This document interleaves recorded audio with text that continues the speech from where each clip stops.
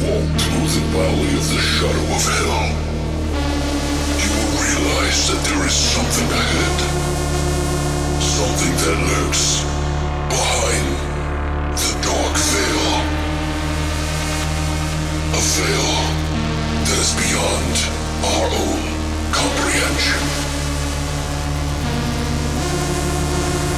Beyond the void.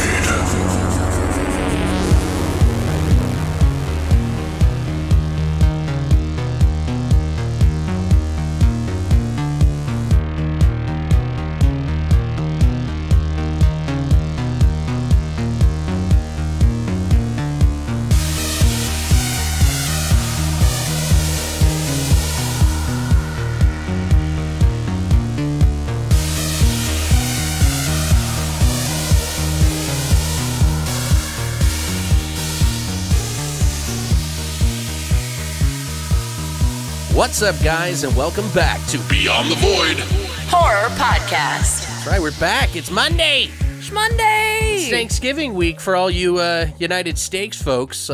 Steaks? That's accurate.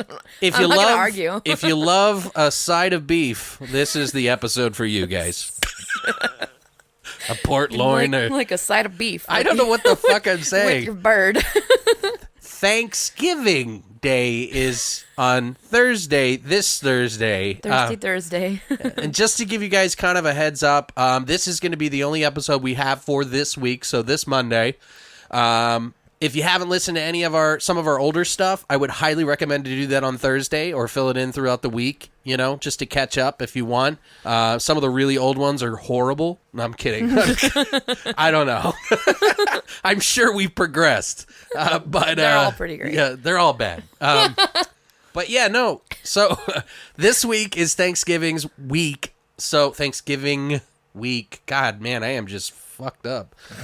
So we will not have an episode on Thursday, but, we hope you understand. This will be a pretty jam-packed episode. We're going to do our shots. We're going to skip the news this week, and we'll come back and fill you in with a heavy segment of maybe news or something. And then we're going to jump into 2 movies for our MELTSGIVing. And we're going to be talking about Thankskilling, which is Brittany's pick. Yes. And Street Trash, which is my pick. So this is kind of like a grab bag episode. Usually we try to, pair a movie with another movie. We're not doing that this time. No, we grab the turkey by its balls and we're just like, this is how we're doing We're it. like, we're going to have ice cream and vodka right now. Yeah. Or what is it? Because I'm a fucking adult. Yeah. I can do what I want. Or I'm going to have a fucking shrimp cocktail I'm going to at 8:30 have chocolate in and the morning. sushi right now because that's the way it is. That's what I did in Vegas, so. I had eggs Benedict and Oh, shrimp yeah. cocktail. We're going to pretty much just jump right into our shots. So I think it's about that time, Brittany. No, it's not. HORRORSHOTS!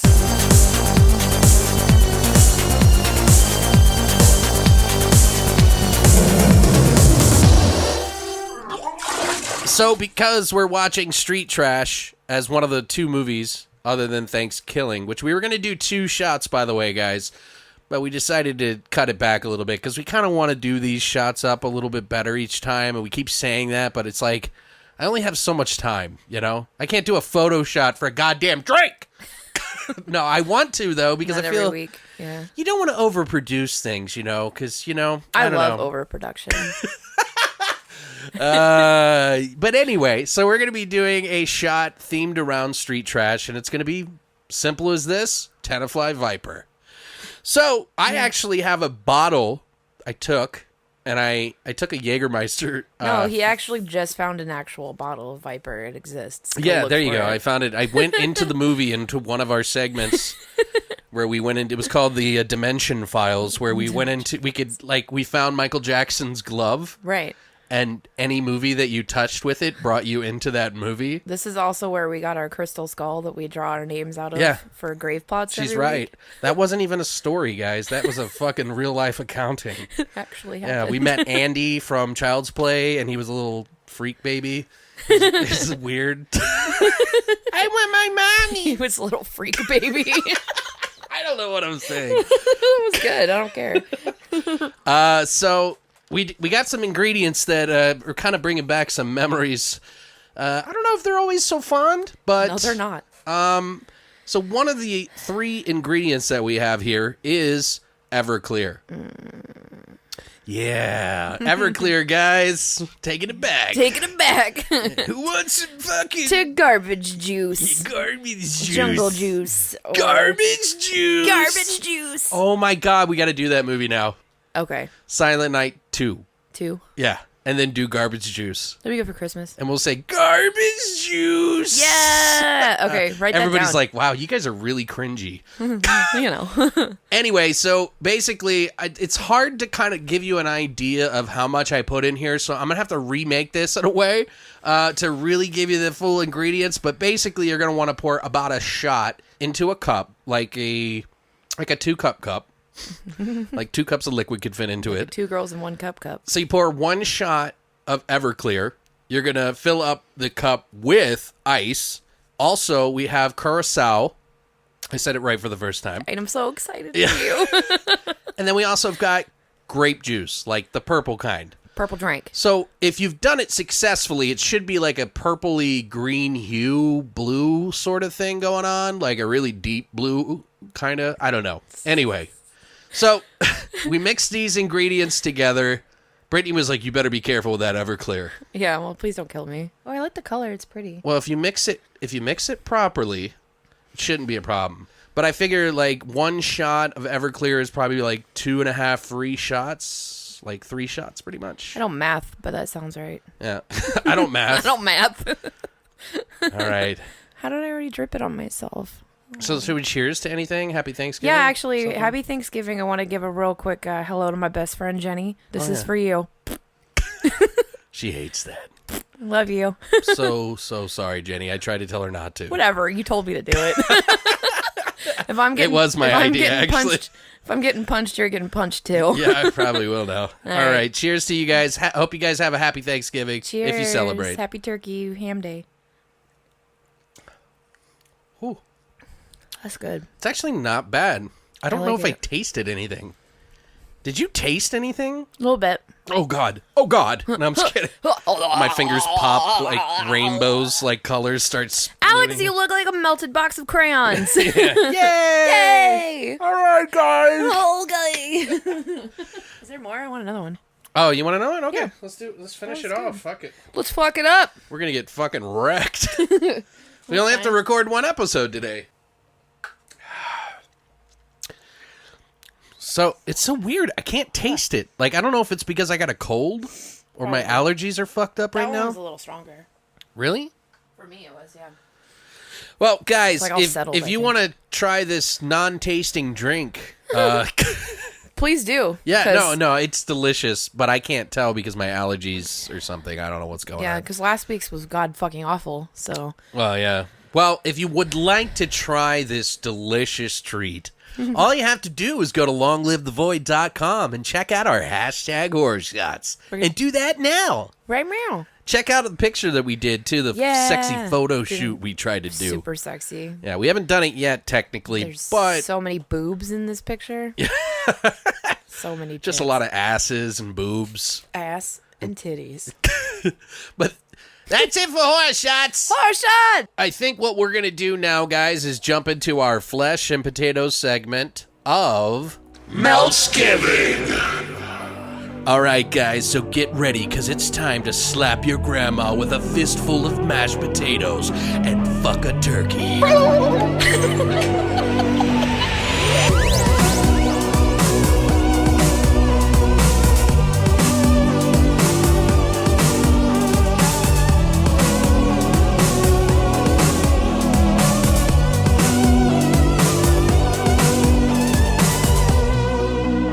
All right, after much laughter and several retakes of listening to that, we now know that my parents are disappointed in me. And so is my grandmother, who has passed away. If there is a heaven, I've been clearly locked out. You're locked out. Your ticket's been Let me in, Grandma! Fuck you, Sonny! Yeah.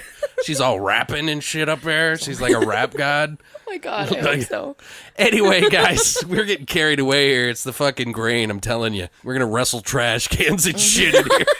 Wrestle trash can. Get a gash on our arm and just like pass out as we're recording. That actually happened to one of my friends, by the way. Fucking figures.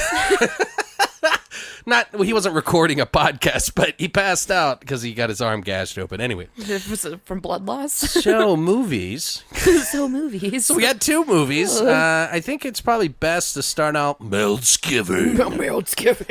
with Thankskilling. Yeah. What do you think? I'm fine with that. All right, guys. So my pick for this week was Thankskilling, which was released in 2009. Booyah. The general concept and synopsis of this movie is, and please bear with me in my sexy turkey voice, a homicidal turkey axes off college kids during Thanksgiving break. Oh, yeah. They're like, what the fuck is happening right now? Yeah, you guys heard me correctly. That's actually exactly what it is. It's a homicidal fucking rage turkey that makes a lot of terribly sexist puns and kills people, and it's great. Yeah, I pretty much, we're not going to be, you probably shouldn't expect Shakespeare here, folks. Don't. Guys, this is not like B movie. This is like F. Movie. It is beautiful. It's beautifully terrible. That's why I picked it. It's so bad that it's glorious in its own way. This was directed and written actually by Jordan Downey, who also voiced the homicidal turkey, which is great. Some other movies he's done, mostly shorts. Hack Job, Craw Lake. He did Thankskilling 3. And he also did Critters Bounty Hunter. Oh, nice. Interestingly enough, like I figured you'd like to know. Isn't it the fan one? Yeah, I think so. Yeah, he did the fan one, which was actually kind of cool in his own right. I remember it coming out and everybody was like, oh, a new Critters movie, and they squirted in their face everywhere. Like, yeah, even the women came all over the faces of children, and it was terrible. Oh, what? I don't know. This Thankskilling movie's got you in the mood, I guess, huh? Being dirty and dark and fucked up. I'm just saying, like, this movie's fucking depraved. It is depraved. It was also there was another writer on this movie too. There's actually two other people that are credited basically just for like dialogue. But okay, the other main writer was a guy named Kevin Stewart, who's worked on the same films as Jordan Downey. Nothing really separate. Yeah. This stars nobody important, pretty much. The biggest actress. They're all important. They're all important in their. I mean, their have moms you been in a told movie? them that. Have you been in a movie? I'm like, have I been in a movie? You have not. No, I've been in a lot of videos. Yeah, me too. Probably the most well-known-ish actress is Wanda Lust, who played the Naked Pilgrim, who we get a whole lot of, like, a minute and a half of. But she's a big porn actress. Yeah, she's got some really famous nipples. She does. Quite literally. They're really good nipples. Like dish plates. If you guys like stupid porn, check her out in MILF Shakes. Wait, MILF Shakes? MILF Shakes. Another is called MILF Does a Brother Good. And she's also in Cock Smoking Grannies.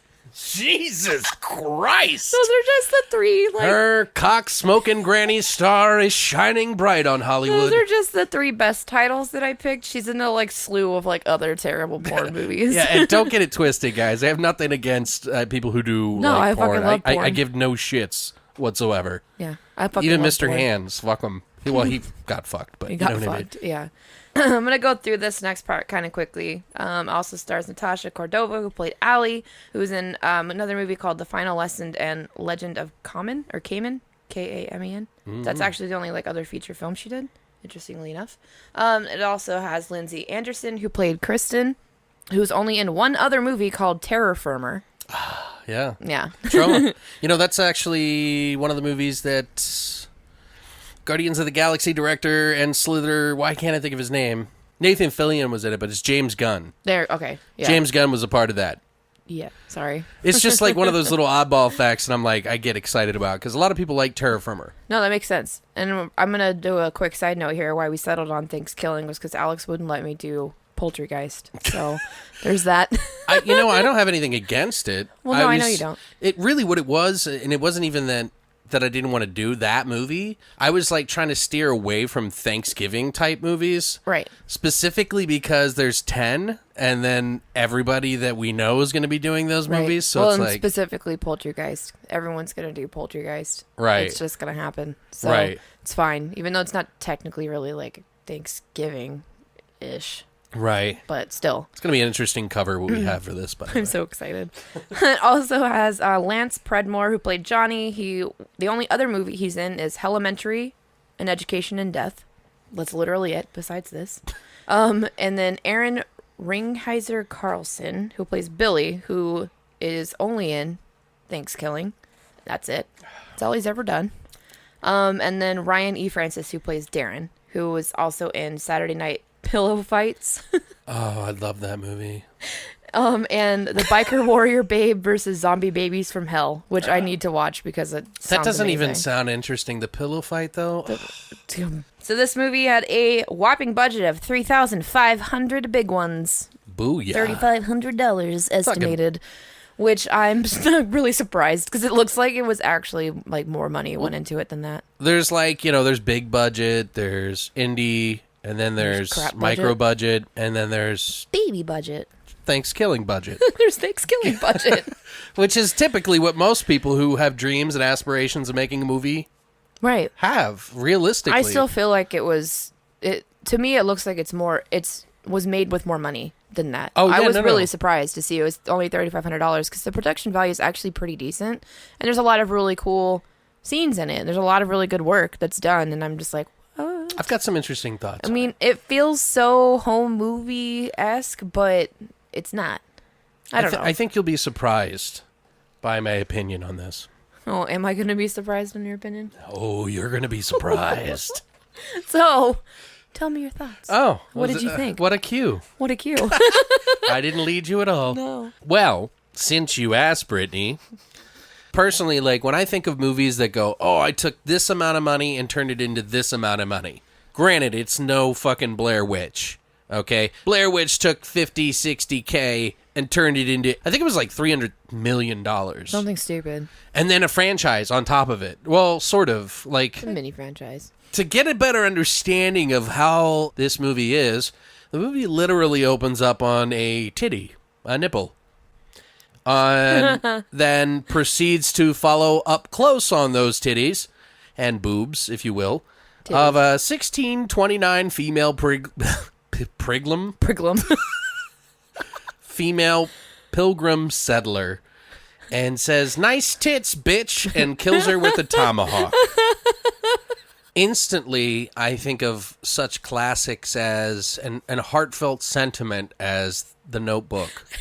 When I see this, I go, wow, this is a chick flick. I was wondering where you were going with that.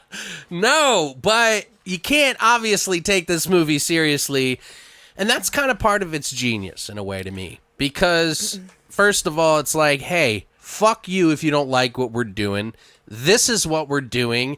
And if you're on board, we've gone to the worst part that we can do to make you go, what the fuck?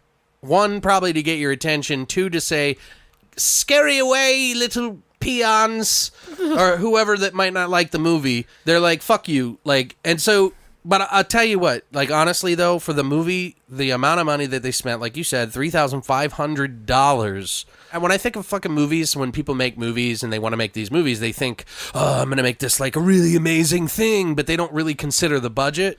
So they try to make this like ultra serious movie, which you can do for $3,500 Right. if you're an amazing writer and you have just happened upon amazing actors who just don't give a fuck. Mm-hmm. You know, like, I don't care about getting paid. Then you will make a really good movie. Technically, you can. But for $3,500, these people knew what they were going to write. They were like, we're going to make some silly shit that's just going to be off the fucking wall.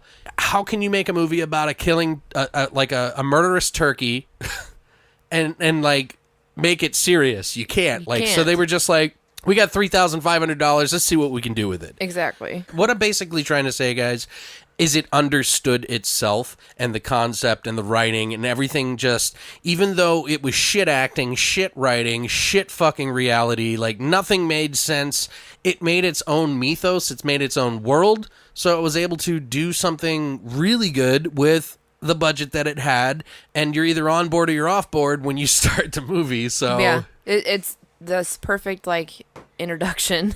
Yeah, there's like some funny shit in introductory it. scene where you're just like, you're gonna like this or you're not. I don't know. There's a lot of like redeeming qualities throughout it that make it worth watching.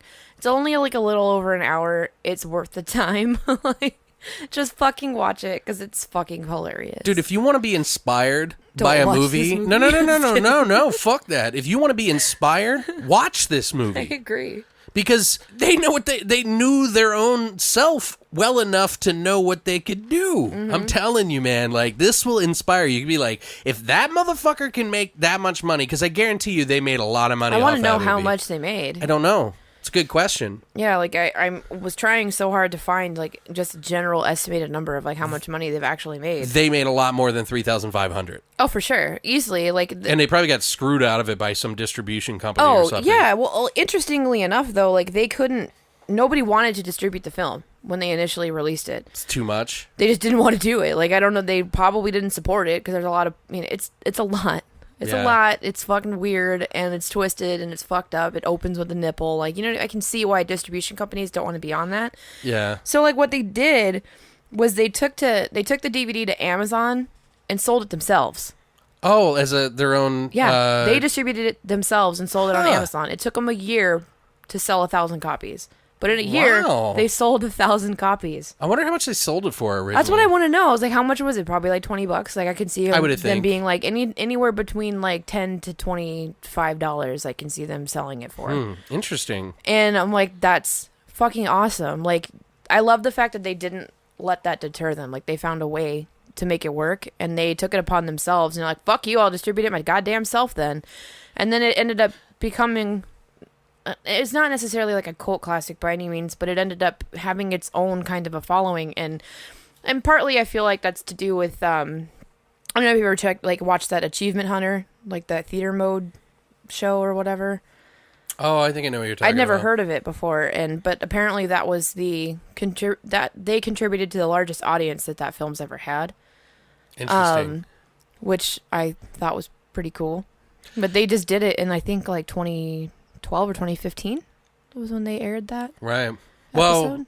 I mean, And they just watch the worst movies. That's what they do. That's the clearly premise. this movie did well enough that they were able to do a Kickstarter for part 2, which is technically called part 3. Right. Hard to explain unless you actually watch part 3, which is part 2, if that makes sense.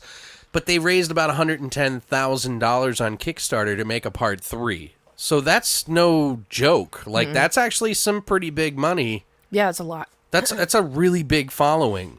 Yeah. I mean, if you can make a feature film that's an hour and 20 minutes with credits, so it's about an hour and 15, and make enough money that you can get enough support from people to watch a sequel, then you know you're doing something right. Yeah, and they did it. The sequel I think came out in 2012. Right. So it took a couple of years, but still, like they had enough of a following to raise that kind of money. It's impressive. I'm That is just saying, impressive. like, whether you like the movie or not, or whether you like anything about it, Yeah. you have to respect that. You absolutely do. I completely and thoroughly agree with that. It's fantastic, and I don't know.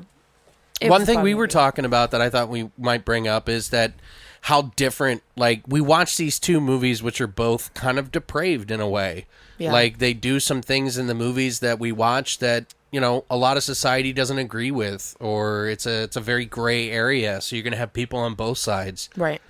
We live in a time now where everyone gets triggered over everything, and we were talking about how, like, we feel like some of that may have to do with the fact that we have so much information, we have so much of a fucking microscope over all of us, a fucking digital footprint over everything that we do, that people will hold you accountable online, especially for anything that you do. Anyway, this was made, what, 2009, you said? Yes. So it's 2017. So we're not even 10 years into the future, and so much has changed. Right. Like, it's pretty hard to get away with some of these things. Yeah. Well, I mean, it hasn't stopped anyone No. at all. Like, there's still super uncomfortable and super rapey scenes in movies. It's just how it is. Yeah, but there's people that spend a lot of time trying to figure out a way to do it the right way without pissing people doing off. that. Yeah. Right. And I am 100% on board with that. Because, There is literally public firms yeah. that will deal with public relation firms, I should PR say. firms, yeah. Yeah, that deal with that kind of shit that Right. you hire. Right. Because you don't need a fucking rape scene to sell a movie. Right. Ever. So, There it is. Plain and simple. Are we already jumping into the second movie, say. Brittany? But no, both of them do. So Yeah, it's both like, of them do, and yeah. it's kind of hard to, I don't know. It's almost hard to like justify liking those movies, but at the same time, I'm like, I'm not fucking supporting that. So shut the fuck up. Yeah. Just let me enjoy what I want to enjoy. So what's some of the trivia on this? I'm sorry, we were rambling today. So, just some of the quick little trivia that I have for it, which this part I actually thought was really interesting. Kind of makes a lot of sense, but the like main central tagline for the film, "Gobble gobble, motherfucker," Yeah. was thought of before the actual plot was written for the story. So that was the driving point? That was the driving point for them. Honestly, The I think inspirato. they sat down and they were like, I want to make a fucking like killer turkey movie because gobble gobble motherfucker, and that's where it went. This is how I picture it. I always think it's funny. Like, if you guys play games or anything, everybody has a different name or handle or whatever. Mm-hmm. And there's always, like, that one weird one where you're like, pickle fart. Pickle fart. Like, I want my and then screen you go, name to be and pickle fart. in my mind, I go, how the fuck does anybody think that that's a good name? And then I go, how did they come up with this name? So then I start breaking it down, and then I go, okay, well, maybe some guy was hanging out with his friends. He was really drunk, and he ate pickles all night long. And that dude started farting. And everybody's like, dude, your farts stink, man. They smell like pickles. And he's like, pickle fart. He's like, that's my name, bro. What's up, pickle fart? Hit me up on twitch.tv. That's gonna be my new fucking username for everything. It's gonna be pickle fart. Do you know what I mean? Yes, Like, I do. So these guys were like, I literally think that it was probably a fucking family Thanksgiving. Right. That they were sitting at. that's exactly what I was thinking. and someone made a fucking, like, they probably, like, a little intoxicated, right? And maybe someone's playing with the turkey fucking corpse or whatever. Like, they're fucking around with it. And he was like, gobble, gobble, motherfucker. Yeah, like, made it talk or whatever. Like, you know, like, something stupid, right? Or as he's stuffing it, he's like, yeah, gobble this bitch. Or, like, what? I don't know. That was the only Thanksgiving that Grandma didn't have seconds. No. Because she died. She choked on her stuffing after that disgusting She's display dead. of Thanksgiving. But that's literally how I picture it. Like, it's something like that occurred. And then, like, That's funny. they came up with this line, and then when they sobered up 2 days later, they revisited that, and they were like, that would be fucking hilarious because nobody's done a fucking killer turkey Thanksgiving movie, so why not do it? Oh, it's genius. And they did it's it, and genius in the sense that everybody's like, who would do that? Yeah. Well, And no one had. right. And that's what I love so much about things like movies like that or companies like Troma, because they take stupid fucking shit that no one would ever want to touch. And they turn it And into they turn bronze. it into gold. No, bronze. Bronze, whatever, depending on who you ask. Yeah, it's right, either bronze yeah. or it's gold or some it's a people like diamond. bronze. Like, who fucking knows? Like, it's genius. And it's genius in its own fucking way. And you either love it or you hate it. There's no fucking in between. Right. Plain and simple. And I love that shit. And they're great about it. They did a really fucking great We sound job. like we're bubbling for this movie. I'm bubbling for this movie. I fucking loved it. Like, it's so fucking stupid. Like, how can you not? They filmed this thing in 11 goddamn days. Oh, really? Yeah, I It didn't took know them that. 11 fucking days to film this. I'm like, who knows how long it took them to edit it and put the whole fucking thing together. mean, but 11 days to film it is That's pretty like good. That's like 4 more days than God spent on that. Or Right? Maybe if fucking God would have spent a little more time. he could have made Thankskilling. Yeah. On the side. You fucking bitch. Like a side of he Thankskilling. could have made us a side of Thankskilling. Well, you know what? It's cool because like I like that they added the whole Native American aspect They of tried it. to tell like the story Yeah, about like, it in a weird It way. was a kind of a dumb story. Like For what was it? 505 years. So essentially, guys, what happens is 500 years ago, some Native American was like, "Hey, He's like a you Native did-" American and shaman. It wasn't. It wasn't even like the obvious choice. Like, oh, you killed all my friends and family. Right. Like, why would that not have been good enough? Right. It was something like, oh, you stole my pipe tobacco. You know, like something Right, it was stupid. stupid. And he was like a weird fucking witch doctor-y shaman Native American. What was his name? Like Dark Feather or some shit? I can't. Yeah, I don't remember. The cartoon shit, though, to tell that story is genius. Yeah. It's so cool. Wait till you see the sequel. I'm so excited. So they tease this title card at the end of the movie, right? And it says, to be continued in space. Yeah, just as a joke. And you're instantly fucking intrigued, right? You're just like, they're gonna take this to space. Like I was. Yeah, the worst place. I fucking smacked Mouse on the fucking arm, and I'm like, I'm in space. Like, well, that's like the curse, right? For a franchise, they're like, if you take it to space, you've just lost it. You've done jumped the shark. You got Leprechaun, Friday the 13th. Like, what other shit did they take? Hellraiser was in space. Mm-hmm. Like, but it's always like the sixth movie into the sequel, though. Like, it's not the second one. Not the second one. Yeah. Like, they tried to jump. They said they're gonna jump the shark early, but no, they didn't because it was a fucking joke. They planted it on purpose. They had no intention of doing any sequel until 2012, when they ended up doing the Thankskilling 3. Right. Well, which is technically 2. Yeah, which they raised an insane amount of money compared to that one. Mm-hmm. That opening scene, since we did talk about how we opened this movie up to a nipple. Yeah. Slowly pans out, which is glorious. That whole scene with Wanda Lust was actually shot in a public park without a permit. Oh, guerrilla style. Yeah, which I love. That adds to the terribleness of the movie, I think. Like, I don't know, makes it more authentic feeling to me. You got $3,500. You got to make it stretch. You're not going to get a permit. Yeah, you're just going to do it. Like, good job. Good on them. Basket Case did the same thing. They when they ran down the street, there was a scene that they didn't even use in the movie where he runs down the street naked. Oh. And he did it in New York City, dude. Oh. And every exterior shot that they did was not a permit. Yeah. Anyway. Which, when you're on a budget, you make it fucking work, right? Right.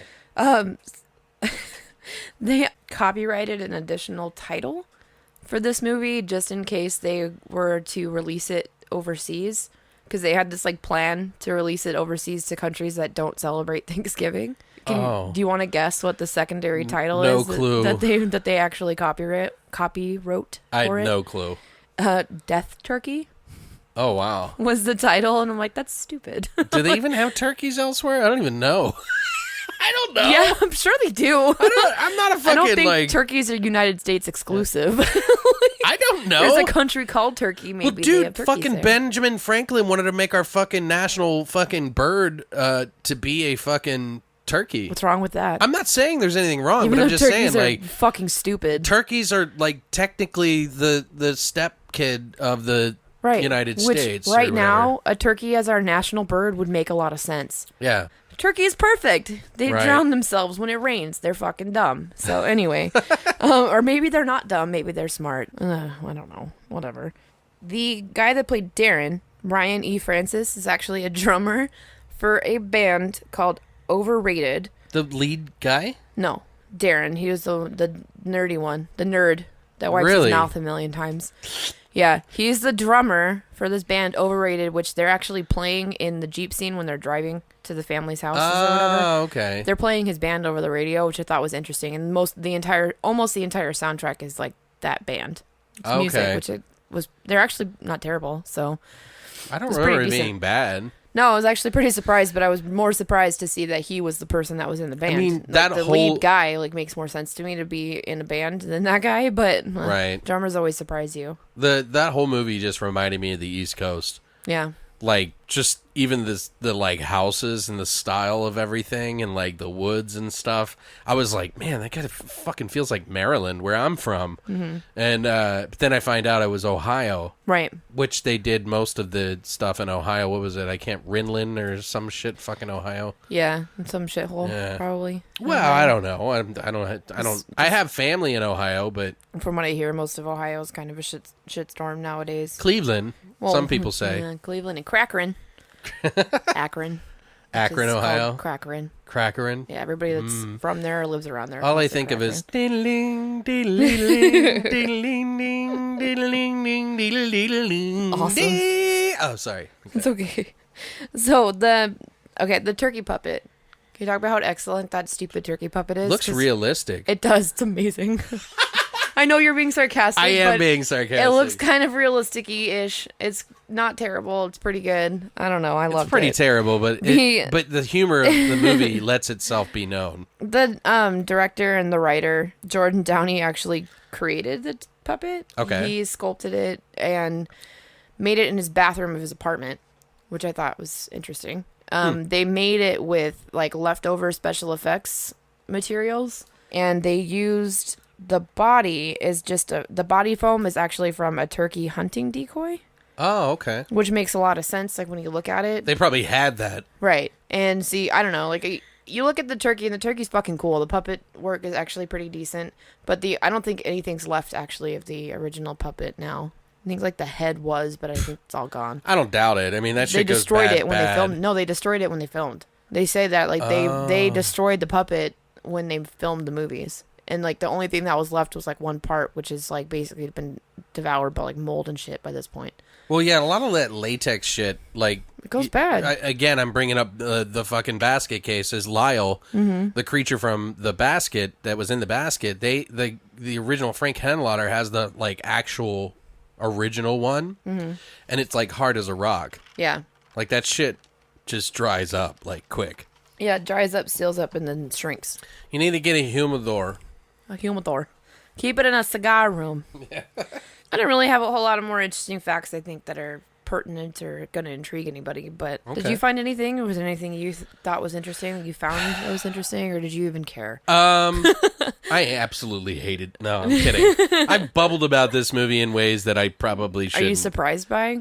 I'm surprised by it because I don't think... I think I tried to watch this movie like 4 times. Yeah. Like, and I made it to the fucking Jeep scene. That's how far... That's like 5 minutes into the movie, yeah. And I'm like, okay, this is stupid. But it gets but it was just better. I was just not in the mood for that at that moment. Right. You know, I was looking for something more prolific.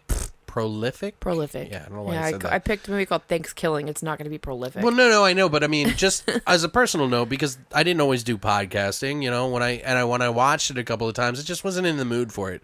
Sometimes it's one of those things. It's like one of those bands, you know, that you listen to, and you're just like, I got to be in the mood for it. Right. You know, you're just not in the mood for it. I was not in the mood for those movies. I agree. I think there was a couple of scenes. I have one giant, fantastic scene in particular. The first scene that let me know that this movie is no fucking joke is, I have a daughter, please don't kill me. After he invites him into the car for fucking... hitchhiking. To fuck him? Yeah. So the turkey's hitchhiking out on the fucking road. Guy pulls over, doesn't even think twice that it's a turkey. And he's like, ass or grass? And he was like, well... cash, or grass, yeah. Yeah, ass, cash, or grass. And he's like, well, I don't have any cash or grass, so I guess ass. I guess it's ass. Yeah, and so he backs his ass. The turkey puts his ass inside the vehicle, and the guy starts pulling down his pants. And then he's like, oh, fuck yeah. And then the tightest ass I've ever seen. Yeah, and it's like, and then the turkey's like, and then he's like, fuck you. And he puts a shotgun in his face. And then he's like, please don't kill me. I have a daughter. And he's like, call her. Yeah. And so he calls her, and I'm like thinking the whole time, like, oh, that's fucked up. And he's like, honey, I'll be home soon. Don't worry. I love you. I just want to let you know. And then he's like, and then he just shoots him. Yeah. Like, it's not even really good gore or anything. No, it's terrible. It's just like digital effects. It was so bad. It was really bad. It's so half-assed. But just the thought of the depravity of it, in a way, is no, kinda, super fucked up. Yeah, it's... I mean, at least he let him call her? I guess, yeah. I don't know, but that's what... that, to me, was the most fucked up part about it. Yeah. Was because he kills him when he's on the phone with his daughter. Right. And I'm like, oh, no. That's so fucking mean. Like, and that's... To me, that is more realistic to, like, psychological horror films. And that's what I loved about it, is they had these, like... It's super stupid. They're not trying to be serious, but they have these moments where they're trying to offend you, but they're trying to still, I don't know, like give a positive nod towards psychological horror films or an actual horror film and like make it kind of interesting in a way, like to make it. I don't know if they put that much thought into it. Not seem as campy. That's what I'm trying to go for. I think that they're making it try to not feel as fucking campy. They're trying to make it feel a little more real. Yeah, I think they were just trying to piss people off. Yeah, which is fine. They were trying to get some attention. As they should, because, hey. It didn't offend me or anything, but I was just like, eh. It was stupid. It was fucking grossly hilarious, but... What do you think, what's another scene that you have? I'm going to save my big favorite scene for the end. Okay, but what, do you have another one? There's got to be another little thing in there. Really bad joke or something. Oh. Because there's tons of those. There's so many. God. I don't think there's like one good joke in the movie, but it's like after the turkey comes, like breaks in on that chick, Allie or whatever, who's like the slutty, stupid girl. Okay. He like breaks in and she's getting fucked by some dude or whatever. And then like he kills the guy. Cuts his throat. Then, yeah. And then he starts fucking, the turkey starts fucking the girl, right? And then. It feels weird. It feels so weird. Like she's all confused. He obviously, like he finishes and then kills her and then whatever. Well, the friends come to warn her and they find her dead. And then they're like, all we found was this extra small gravy flavored condom. So you're okay and with I'm like, rape? oh my God. So you're okay No. with rape? That's not what I'm saying. Like that. I'm not Sorry, at all. I'm just trying to put it on you like that. At least somebody would put it on me. How they led up to that joke cracks me the fuck up though. Like it's there's all that that's is pretty. left is this extra small gravy flavored condom. Well, because you know what's funny, when I saw that scene, I was thinking in my head, I'm like, oh, a gravy, like it. Unless they actually said gravy flavored, it really would have made no connection. Right. That they would have known that it was the turkey. Right. But the fact that it was gravy flavored made sense. It's the turkey. Otherwise, I would have just thought it was the dead guy on the floor. Yeah, that's what I was like, what the fuck? I mean, it was stupid and gross, but it was smart. Like how they did it was smart. It's stupid silly. So I can't be mad about it. Can I tell one of mine now? Yeah, I'm like, curious to know if it's like... It's not at the end. It's one of my other ones. It's near this part. Okay. When they come back to the house and find her dead or whatever... Or no, they go back to Kristen's house, the blonde-haired girl's father. I wonder if you're going to talk about that's my scene, I think, too. Well, continue. Well, the turkey comes and answers the door after killing her father. That was mine, too, yeah. Damn it. No, it's okay, go. Go. So like... I knew we'd both love it. There's an exchange where the turkey is like, okay, so first of all, they go camping. Okay, guys? When they go camping, one of the dogs, this like random dog in the woods, that's this lassie dog that some guy calls his wife, by the way, and apparently so gross, apparently fucks because he calls it his wife. And he's like, oh, well, you're in love and you're a lonely old fool. Like, it's like no big deal. Yeah, so nonchalant. So the dog pisses on the fucking tomb of the fucking turkey, and the turkey comes back to life, kills the dog, totem. then goes after these kids, one of the kids, and then they go home because they don't want to be there anymore because one of them's like freaking out or whatever. The Kristen girl, I think. Wasn't it Kristen She's the one girl? that came across the turkey first. First, right. So anyway, after they're trying to solve the mystery of why there's a killer turkey, after one of the other guys like says that there's actually a turkey trying to kill him, and he's the one that everybody believes for some reason, because nobody believes anybody else, the turkey leaves the camp area and then drives a car with where he got the fucking hitchhike thing and killed the guy. He drives the car to where they are because he knows somehow where they are. And the turkey goes to her dad's house, who is a sheriff, who had also drank poop coffee. And he has, like, I forgot about that shit. Yeah, he drinks poop coffee, so you can tell. I want a divorce. This is an intelligent movie. This coffee tastes like shit, Sharon. No, that's because I shit in it. I want a divorce. I'm like, oh my God. He's like, all right. Cool. Anyway, so the turkey goes back to her house to find her. And he's like, hey, is Kristen here? And he's like, oh, because it's Thanksgiving and they're both dressed up as turkeys. Yeah. And he's literally wearing the fake, like that stupid total like fake nose glasses. Yeah, that everybody has. Yeah, the Groucho Marx. Yes. Nose and glasses. That's what the turkey's wearing. Right. He says he's a friend from school. Or yeah, whatever. he says he's a friend or something, and then he invites him in, and they sit down and have tea, and like it's this nice moment where like you think for a second like, oh, he's not going to kill her dad actually, and then he keeps asking her dad keeps asking the turkey very stupid questions, like, are you a midget?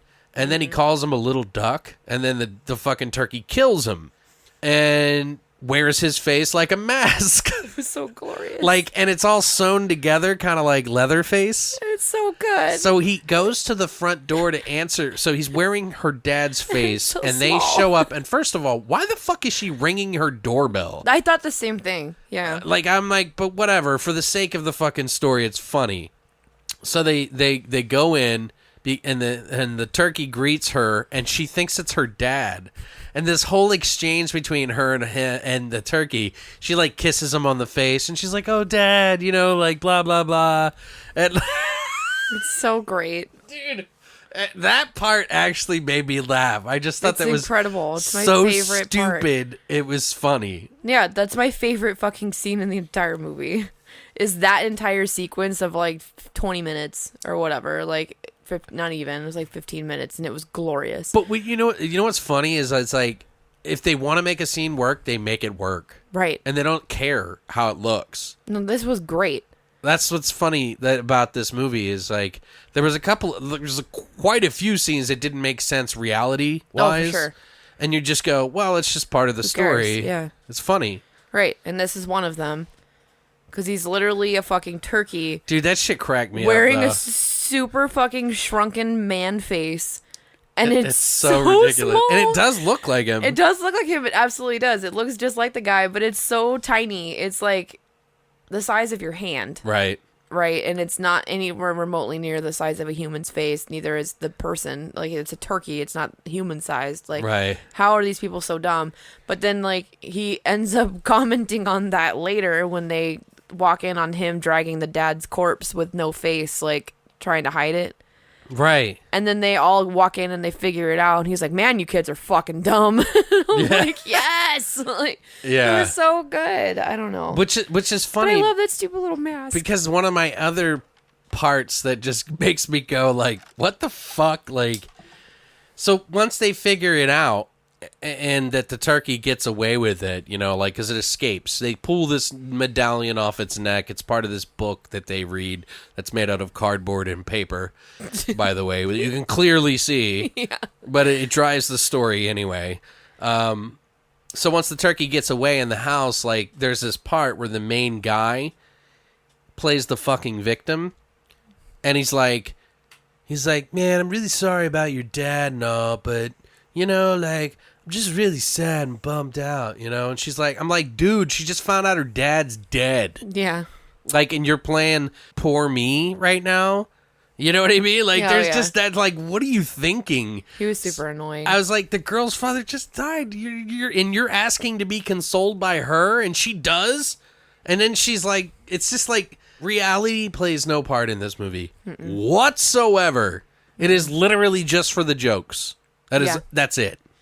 So, Yeah, it's just for the laughs. but that's all I got. There's a lot of them. There's so many good. The turkey just has great quotes. Like, I'm sorry, but it's so fucking hilarious. To give you kind of an idea where it ends up, though, like, pretty much they find out that the way to kill it is to burn it alive after you pull the necklace off its head. Supposed to burn it at the stake, kind of like a Yeah, witch. like a witch. Right.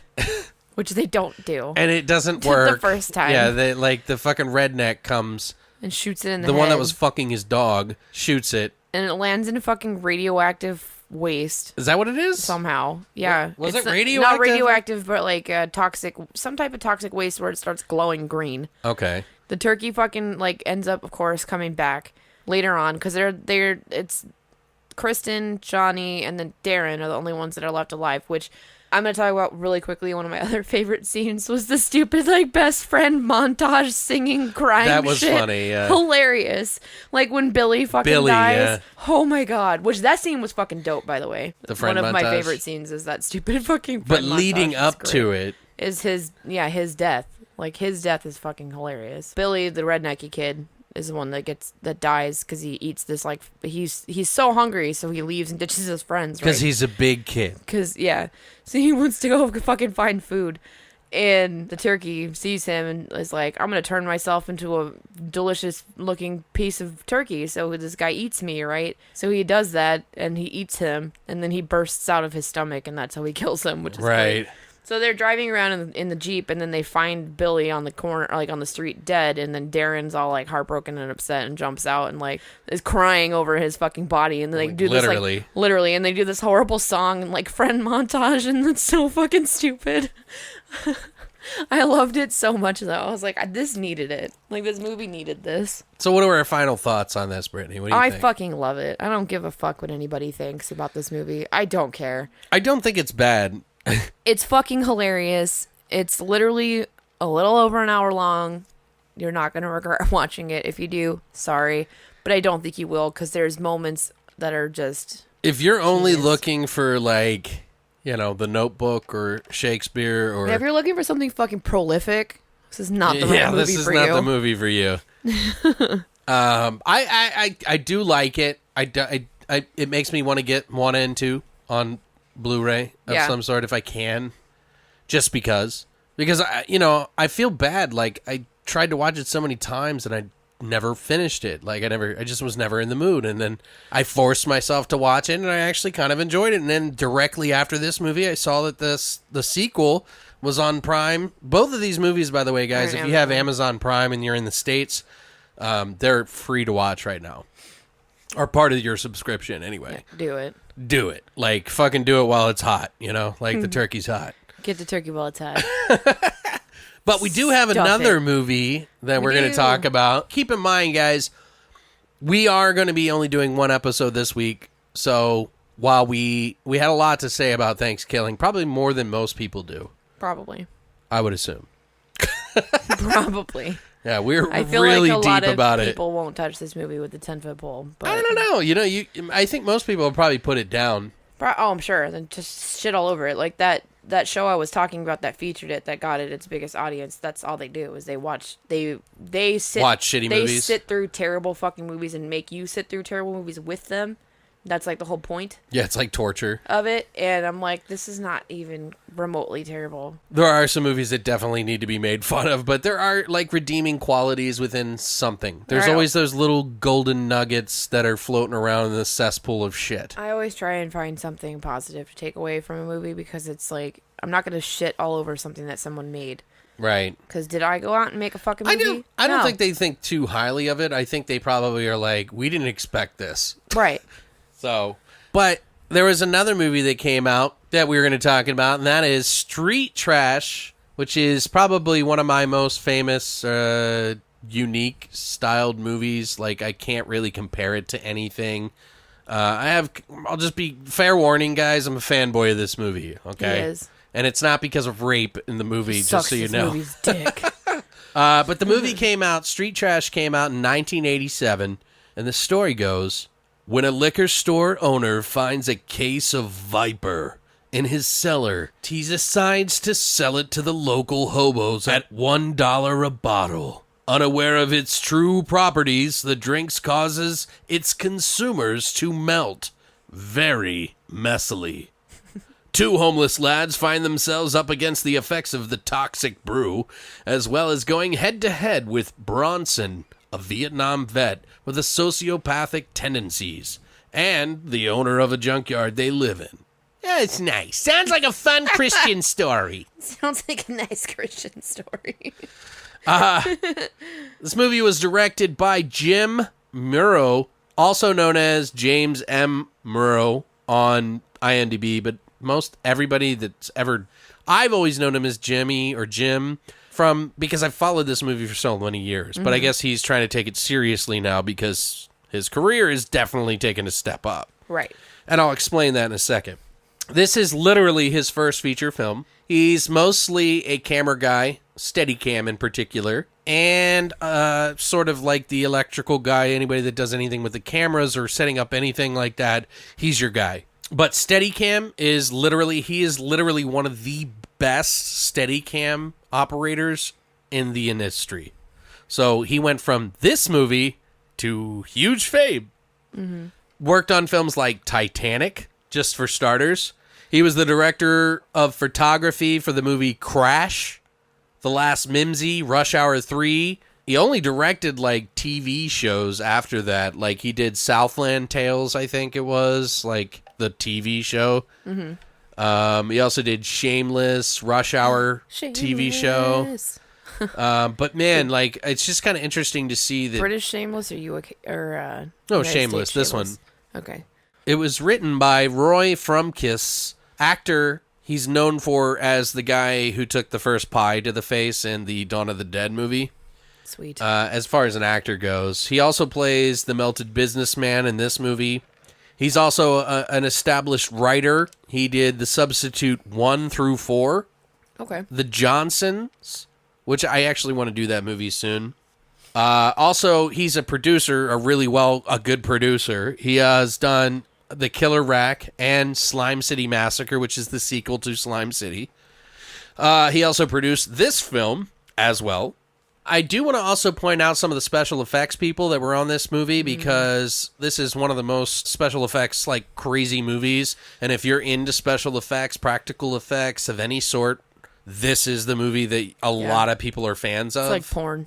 It really is. Like, it's like this, The Blob, The Fly, Videodrome, shit like that. But Scott Coulter, he worked on movies like Class of Nukem High, Robot Holocaust, Slumber Party Massacre 2, Elm Street 4, Pet Sematary 1 and 2. He did Friday the 13th, Part 8, Jason Takes Manhattan, Bill and Ted Go to Hell. Well, it's technically called Bogus Journey, but it was going to be called Bill and Ted Go to Hell.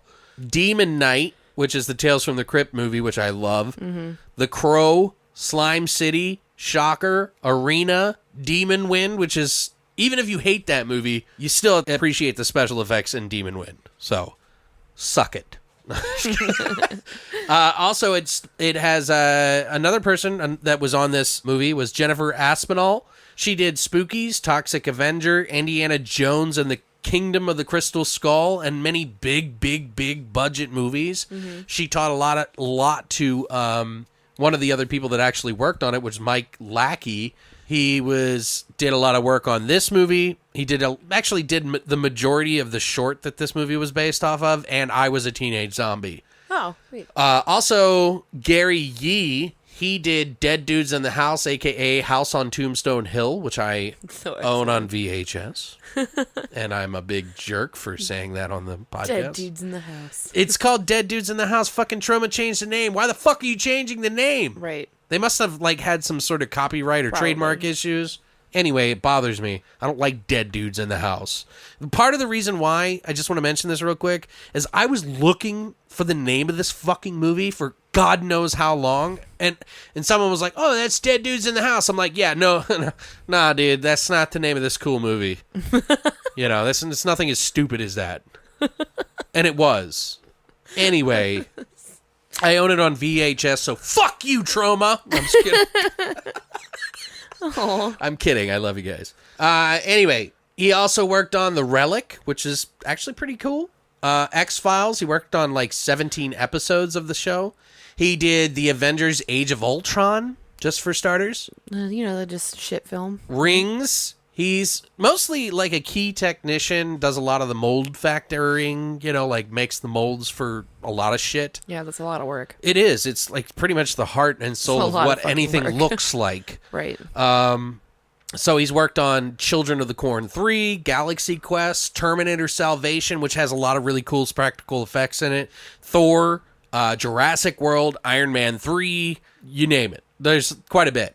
Plus, Bryan Singer, just to name some like weird random shit. Bryan Singer, if you're not familiar, is the director of X-Men 1, 2, Days of Future Past, Apocalypse. He did App Pupil, Valkyrie. He was a production assistant on this show. He literally gave coffee to everyone. He literally drove prosthetic penises to other destinations. You know what I mean? Like, he was that guy. How do I get that job? He also helped make some of the sound effects, I think. Excellent. So it's interesting to know that the guy of that talent is the guy pushing coffee. Yeah. What were you going to say? I'm I sorry. want to be the prosthetic penis wrangler.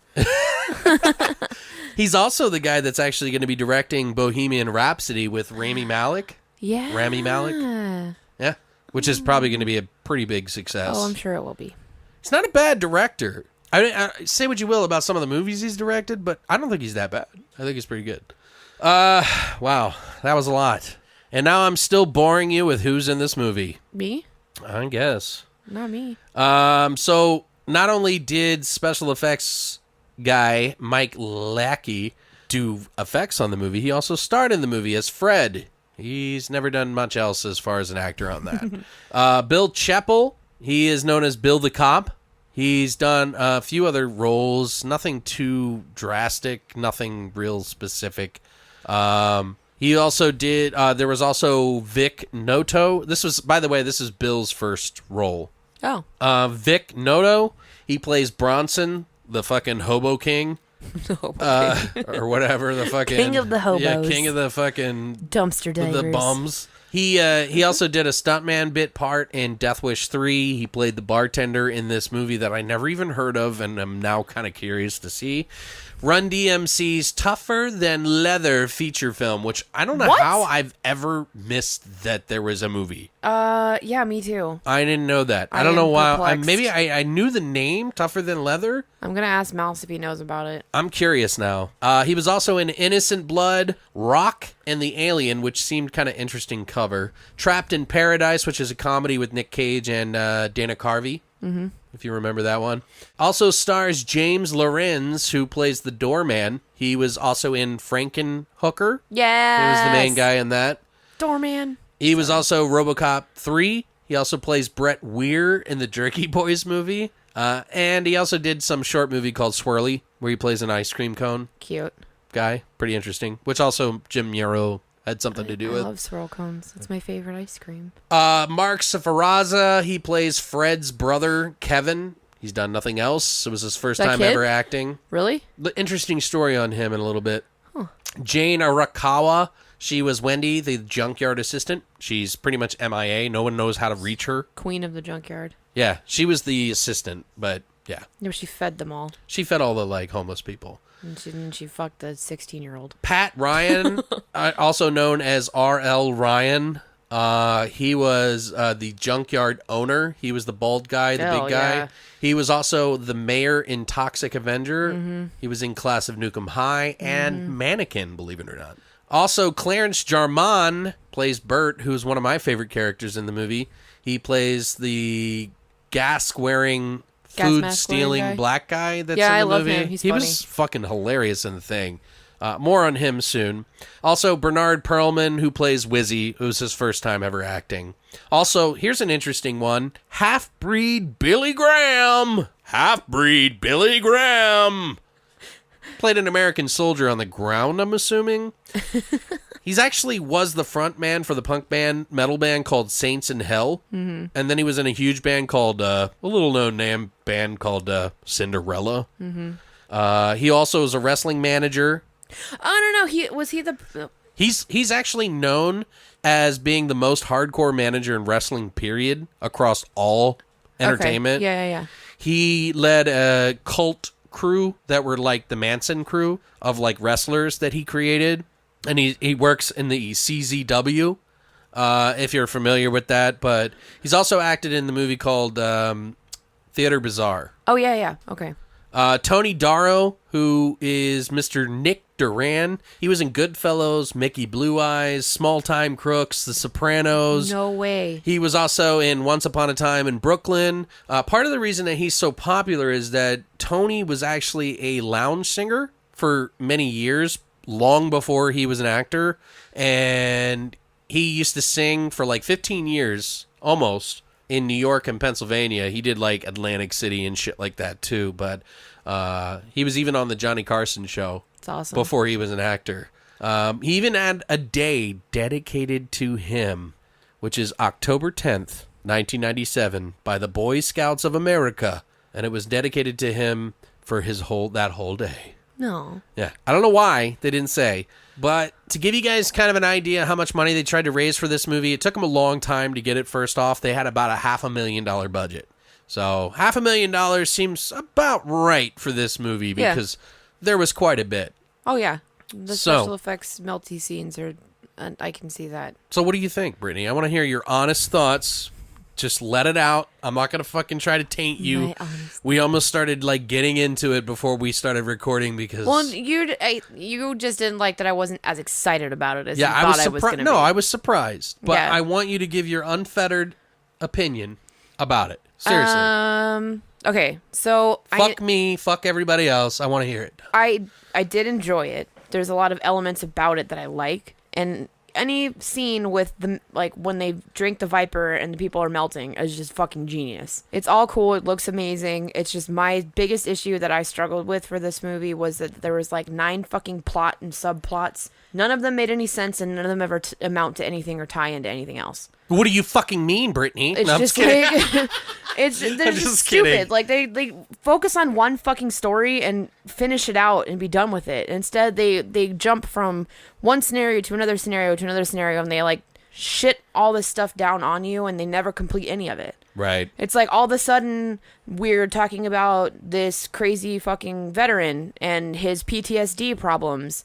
and shit like that, and then we're gonna switch to this fucking mob guy and the mafia and his restaurant and him fucking trying to put a hit on somebody, and then we're gonna switch to this over here, and then we're gonna go back this way, and it's all these different stories, and it's none of them connect. Like they try and connect them, but they don't end. Okay. They just kind of stop, but I don't know, they don't complete anything. I'm like It's when super I'm ADD. Like this while movie's I'm so thinking ADD. about what you're saying, I'm getting angry. No, I'm just kidding. I'm just get joking. over it. I'm totally joking. I'm just trying to make it seem like Right. No, it's so fucking ADHD, which is fine, but I have a hard time following stuff like that. So, Sure. and then for me, this being like an hour and 45 minutes long, it makes it even harder because I'm like, just go back to the melting people. It's all I Okay. want to see. Is what this is supposed to be about is them drinking this stupid fucking booze and then they melt. So is there anything that you like about it? I'm Yeah. just kidding. I'm just Well, kidding. yeah, I'm, I said that. I'm just being a dick. I'm just being a dick.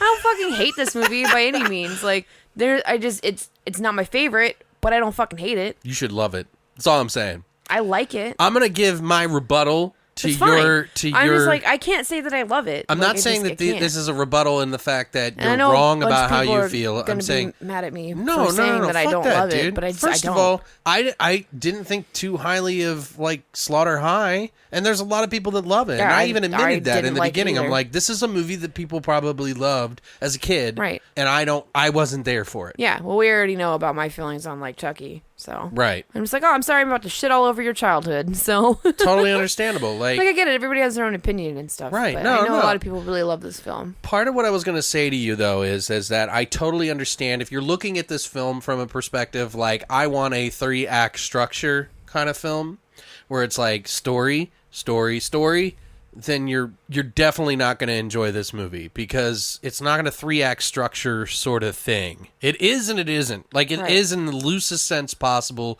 but it's more about an experience, I think, in my personal opinion, because one, who's the antagonist of the whole fucking movie? The Viper, Right. How do you make a fucking bottle of liquor? which is great. Like, and that's genius. But you know what I mean? It's not wisecracking. It's not chasing people. It's not a bottle running down the street, like right. No, spilling on it's people. not literal. Yeah. Right, yeah. Do you see what I'm saying? Like, so the antagonist is so subtle Right. It's that, perfect. that in a way you have to drive the protagonists, several protagonists, into the story because one would be a fucking writing nightmare, Mm-hmm. first of all. Like, I mean, kudos to fucking Roy Frumkiss, because fuck, how do you write something like this? But in the same respect, like, wow, like where was he? Was he high on acid when he wrote this? in the most positive way, by the way. Right. I don't know. That's just how I kind of think of it. Like, I can kind of see where somebody would feel that way. Yeah. And I totally understand that, but you're wrong. But you're wrong. I feel like Just kidding. why I struggled a little bit was because obviously I went into it before I watched it. Obviously I look into it, you read what it's supposed to be about, like the general description, synopsis of a film, and the literal description is a case of contaminated alcohol has a debilitating effect on the vagabonds haunting the streets and junkyards of Brooklyn. That's a nice way of putting it. But that's the literal, like, that is the description of the movie when you look it up anywhere. Well, I have 3. There's like 3 or 4. That's like the number one that comes up. That's what I'm saying. Like when you Google search this movie, That's what comes because up to describe it.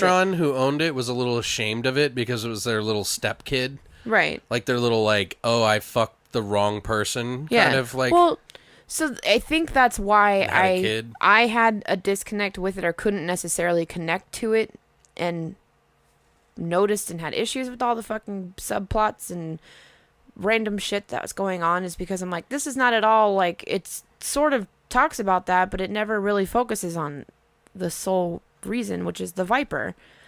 And that it has this crazy effect on these people and turns them into a giant box of melty crayons, which is fucking fabulous. And I don't know. I felt like I wish they would have focused more of their energy and the story onto just that, because that's what it's supposed to be. So you're saying that they should have uncovered why it happened, kind of thing? I agree. Yeah, that's what I think personally. Instead of having this, like, you split off to having this Italian mob boss mafia thing coming into play, and then you go over here and you've got the vet story kind of makes sense, but they go into his like PTSD struggles, but they have a weird PTSD moment, but that's it. Well, that's the end of discussion with it. The writing that Roy did, half of the movie was done improv, half of the movie was done, like, they knew what scenes they had to have. A lot of the actors had, like, you know, key points that they had to mention. Okay. And then they, like, made up their own parts. Right. But here's my abstract, completely contrast-worthy opinion about this. And I'll try to put my penis away while I jerk off to this. I'm going to cut it off and play keep away with it. No! So, to me, this movie is a very colorful movie. And I mean that literally. in a double entendre. Right. Some of the coolest special effects that you will ever see. Yes. It's probably written by guys who are just special effects fans, period. It feels that way. So you have to remember that they're not necessarily... It's kind of like a, you know, a specific type movie for people who like that kind of shit. Also people who like to see, like, really weird, like, off-the-wall, dark humor. And for being this in 87, you know, obviously we there's some parts in this movie that really do offend people. Some of the more depraved scenes, though, I would say it's, you know, it is kind of a little darker than I thought it was going to go, when I first saw it. Well, it's like a black comedy, right? Isn't this described as like a black comedy? It is definitely, well, yeah, it's definitely, like it's horror? Kind of, I mean, they don't say that. I've never heard it black called comedy, I mean dark comedy. Yeah, why are you going to be racist? Because that's how it's described. Like, it's literally how it's described. It's not a fucking racist I'm kidding, thing. I'm kidding. God damn it. But I think it's silly, and it's fun, and it spawned a fuckload of talent from it and during it. Mm-hmm. You know, there's a lot of attachments to this movies, and I think that, personally, to me, is super amazing. I'm a huge practical effects nerd, so I love that shit. I don't always necessarily need to be, like, in some, like, you know, like Thankskilling. It's not a deep movie. No. It's just silly and funny. But in this movie, to me, it's kind of the same way. It's kind of like, oh, what's going to happen next? Right. It's not necessarily, like, it is funny. There is some funny parts in it. You're like, what the fuck is happening right now? I don't know. To me, I can just see the enthusiasm that was put in this movie. I can see the love that was put into it, the amount of passion that these people had. And you could tell because the fact that all those people that I named off earlier who have gone on to make, like, other amazing projects and have, like, amazing careers where they're making more money than we could ever fathom. You know what I mean? I just think to myself, like, damn, dude. So, I don't know. It's interesting to know, like, I did a little bit... I have done this movie. I think we did this movie once before, but I did not give it this much attention. Mm-hmm. So, I'm glad that we're doing it now because I am a huge fanboy of it. Also, guys, I don't know if you noticed this, and I want to mention this, and they're not, like, paying us or anything. I'm just mentioning it because I like the shirt. Devin Whitehead did a design for Street Trash for Cavity Colors. If you guys don't already know, Devin does a lot of artwork for Cavity Colors. Cavity Colors, if you're looking for a company, like, I'm not saying that they're the only company out there. I am saying that these are really true horror fans that really love horror movies so much that they are making really cool stuff. And if you are interested, they do have a shirt out. Whether or not it's going to be around or not, probably, I don't know. Yeah. Like, to me, that's gold. To me, it is. Well, the shirt's fucking incredible. And maybe my fanboyism is, like, blinding me, but I, like, immediately jumped to getting one. Like, immediately. Country boner won't go down over I really did. But if you guys are interested, you should check it out. I posted it up on our Instagram. Yeah, no, the shirt's incredible. Cavity Colors on their own. Like, the shit that they produce is out of this fucking world. It is pretty good, man. And super graphic. They have other artists there, but when we first started this podcast, I actually hit up Devin to see if he could do some artwork for our podcast. Oh, he's amazing. And I really, really, really want him to do it because I am a fan of his work. No, yeah, he's He's fucking insane. He's good, man, and he's a huge fan, dude. He is a huge horror fucking nerd. Yeah. Hope you don't mind me saying that, Devin. I don't even know if you listen, but I know who I am because I always give you compliments because I love it. I really do love his shit. It's amazing. So, but that's the thing. I own like 3 or 4 fucking Street Trash shirts. Yeah. I think I've had like 5 or 6 total that have gone to shit because either I lost it or it got ripped or some fucking thing. But I'm a huge fan of this movie, not necessarily because it's my favorite movie of all time. It's one of my favorite, most unique movies I've ever seen. For sure. So I love it. That's my end piece. Sorry. So Alex hates this movie. Brittany hates Clearly. this movie. So, I don't hate it. So tell me some more shit about how you hate it. I don't hate it. So there is some really interesting trivia, though, that I think I'm going to go over a little bit. Is I picked some of my favorite things that I liked. I didn't pick everything. I tried not to because I was like, you're a fanboy. Calm down, you fucking idiot. But this is originally based off a short movie, probably sort of an effects showcase that they probably pitched to make a movie so that they could get investors for the movie. Although they didn't specifically state that, but this is just my assumption. Although the name of the alcohol was called Thunderbird instead of like Tenafly Viper, which I think is better. It is better. I mean, With I'm a little the partial. Viper, right? Not the Thunder Chicken. Thunderbird, Because that's like fucking awful. I don't know what they were thinking. The Tenafly Viper was from 1923. It was a bigger bottle. Also, the Thunderbird was, so it wasn't as small as the Thunder or the Viper. The Viper. But this bottle, the Thunderbird, was actually from 1953, so it's 30 years into the future. I guess they felt like it might be better if they did it 30 years earlier. Okay. I think personally it makes more sense, It does. especially for 1987. Right. So. No, that's fine. The idea came to Jim Muro because he lives in New York City. He sees, homeless people all over the place, or as they called them then, bums. A lot of people have asked him, like, what was the inspiration? He was like, it's part of New York life. Right. Like, they're everywhere. Like, they're just people. I was curious about what their life was like. Mm-hmm. And I thought about this crazy story. I was curious about what their life was like, so I don't think he was saying this is a cautionary tale about homeless people. Yeah. The short had a lot of the same cast in it. Like the older brother Freddie was in it. He's Mike Lackey. Mm-hmm. The big guy that pops. Even uses a lot of the same locations and similar scenes in general. Like it's almost verbatim. So it's like they knew what they were making. They just had to make some sort of special effects. Yeah. Resume. Vic Noto, who plays Bronson, who's the crazy fucking junkyard fucking PTSD vet. Yeah, homeless, the king of the bums. He called Mike Lackey, who plays Fred, an obnoxious little scumbag. Oh shit! He needed a swift kick in the ass, and he think that as he got older, it probably helped that somebody kicked him in his ass because at the time he was a little cocky brat. Pretty much, he was like, I still liked him, but He was a piece of shit. Yeah.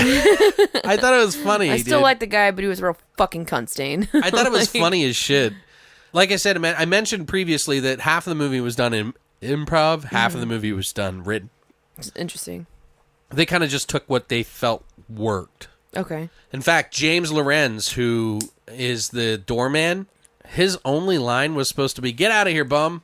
Mm-hmm. And he was making jokes on the set in between. Mm-hmm. That they were like, they wrote in 2 extra scenes with him, which is the one where he's at the police station and at the very end of the movie. He was fucking great. He's funny as shit. Yeah. Him and Tony Darrow actually got along really well. They're from the same school of thought. So, also, the Bill Chepo guy who plays the police officer that goes around, like, working on stuff, like, trying to figure it out. He got the part because he met the girlfriend of Roy from Kiss, and he thought she was beautiful, and he was kind of attracted to her, I think. He didn't say that, but I think he was attracted to her, and he was like, oh, great, you're with this fucking dorky dude. He actually said when he tried out for the audition, he had never acted. He's this big, hulking dude, and he went up to one of the people and held the fake gun up to someone's chest. He said, if you laugh at me when I perform, I'll fucking kill you. And everybody gave him a round of applause. So he got that part. So he got that part. Yeah, like he even improv'd a little bit in there too. Same with Bronson. Same with the junkyard girl. The crackhead. Yeah. Yeah. It was played by a girl named Nicole. Okay. The crackhead one, Oh, the the real crackhead. skinny one. Yeah. Yeah. She actually improv'd a lot of that, and she's actually does not talk like that. She doesn't cuss, because there's a part where she's like, you fucking cunt. The whole time. She actually had to go, she said she dug deep to try to, like, get some stuff, so in a way be it was that person. improv. Yeah. But she had to do it separately and then practice it because she's not used to saying those words. Mm-hmm. So, but she did a good job. I thought she did a really good job.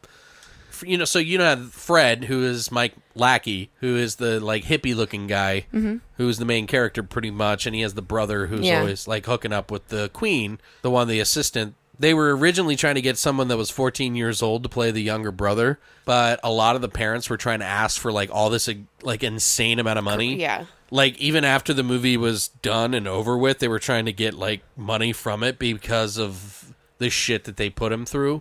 So they said, fuck it, let's just try to find someone that looks 14 who's 18 years old so we don't have to deal with this bullshit. And they found this guy who had never acted before, who was fresh out of graphic design, believe it or not, and they had him act in it. And he was like perfect. I didn't think he was 14 necessarily, but he definitely looked younger. Yeah. She still has sex with a child. Right. I didn't even notice that. Like Basically. until like, you think about it and you're like, oh yeah. He's supposed to be like 16 at the oldest. Like, and she's at least like 30. Right. Like, that's gross. I mean, but nobody socially cares about that when it's the other way around, huh? Yeah, usually. It's about how it goes. I'm just saying. You're not wrong.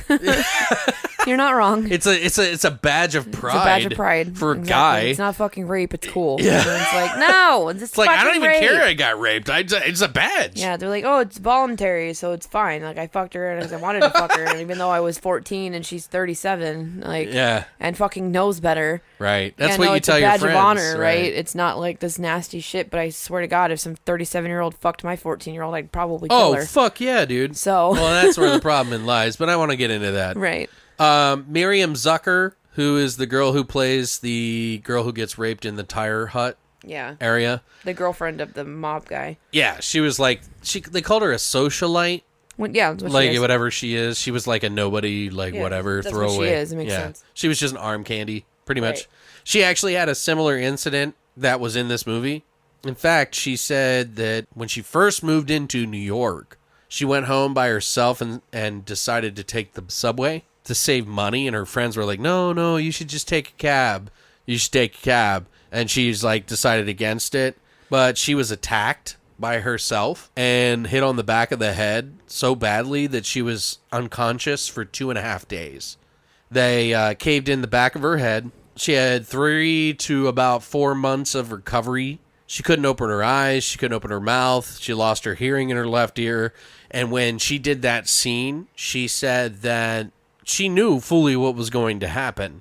She understood. But when she got pulled away by those other people that were like grabbing her, she said her memory kicked in and it was no longer acting at that point. She's fucking scared. She was just fucking scared. And she, not scared necessarily, she just said that It's PTSD. but she was joking about it. Like, she wasn't like, oh, they put me through all this bullshit. I can't believe they did it. She's proud of the movie. She signed up for it. She Yeah, knew she was doing. She was proud of it. She's very happy about it. She made jokes about it.